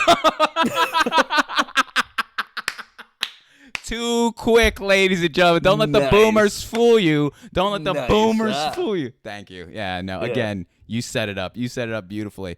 But no, guys, your Budweiser, Big Shot. You guys are more than welcome to be here. I'll DM you. I'll hit you guys up later about it. But of you, thank you so much for your time. Thank you so much for your candor and your My willingness to be here, man. Is there anything you want to plug? Is there any big events that's happening on your stream in the near future? Nothing crazy right now. We just did the 24-hour, Mm-hmm. which was like the biggest thing that my stream has seen recently. Mm-hmm. But I think, just in general, we got good vibes. We have a good time. And the community's amazing. If you want to come hang out, you know where Yeah. to do it. Oh yeah. Obviously. But and I'm hoping to do in November to Mm-hmm. do a November maybe month or an event, potentially a 24-hour. Mm-hmm. Um, for mental health and or men's health in general. So, but yeah, sorry, men's health or mental health in general, Mm-hmm. basically kind of Mm-hmm. thing. So keep an eye for that because that's kind of something in the plans and in for the works. But yeah, Awesome. Well, there you go. All right, ladies and gentlemen, Mr. View Above. That's that. Oh my it's goodness. been great. Thank you for the pleasure to All come on, right. my man. No. You're You graced me with your presence, and I appreciate that. Too much. I'll hit you up in a bit, but thanks for being here. I gotta X out, but I will see Yep. you again very soon, my man. Later, homie. Thanks for See having ya. me. Peace, Bye. peace. I need to change the cam look. Oops, wrong one. I need to get more organized in that regard. Guys, A View Above. How much just fantastic, man. He's too much fun. Thank you, Fox. Not enough plugs for the man, all right? I could not plug him enough. I cannot recommend him enough, honestly. Just such a good fucking shit. You could see the talent. You could see how natural it was for him, man. He's absolutely killing it. Who we're gonna raid next is actually our next guest. This is my Friday, guys. I'm done. I'm done for the week. I'm sorry, but I'd had a ton of fun. Thank you so much of you, honestly, for sharing your community, sharing your story, my man. It was a blessing. It was a blessing. But on Monday, guys, we have Will T will be on the show, and that is who we are going to be rating now. Guys, show Will T some love. If you've never heard of him, check him out. Really great personality as well. I believe, what is he playing right now? He is playing Mario 64, all right? I don't want to say he's speedrunning or anything. I don't know if he is, but he is absolutely fantastic. We have Mr. Will T here next Monday. And on Tuesday, we have the Second Opinion podcast coming back. So come in with some heavy questions, whether it be about life, love, career, whatever. We'll talk about it. It'll be in the 9 questions as well. And last but not least, on Wednesday, again, this is one of those shows that's self-serving, all right? I am bringing back an old homie. I used to be in his stream all the time, and this man blew up on TikTok. We're talking in 3 months, 350,000 followers, my man. Over A View Above. Oh, from Fox. A little gift from A View Above. Thank you so much, Fox, for the generosity to A View Above. Sharing that love, sharing that appreciation for his time. But we will be rating to Will T in just a second. Let me cue it up. There it is. But guys, that was a ton of fun, man. I'm so excited for next week. Check out that YouTube page, guys. We have tomorrow will be a after stream with Owitz Parker. You got to check it out. It's a really good interview. We just shoot the shit. Literally, if you thought this was casual and chill, you'll think that YouTube video is on that bomb-ass dank ass, if you catch my drift. But guys, as always, thank you for being part of this community. Thank you so much for being here. I really appreciate you all. And as always, until we vibe again, peace.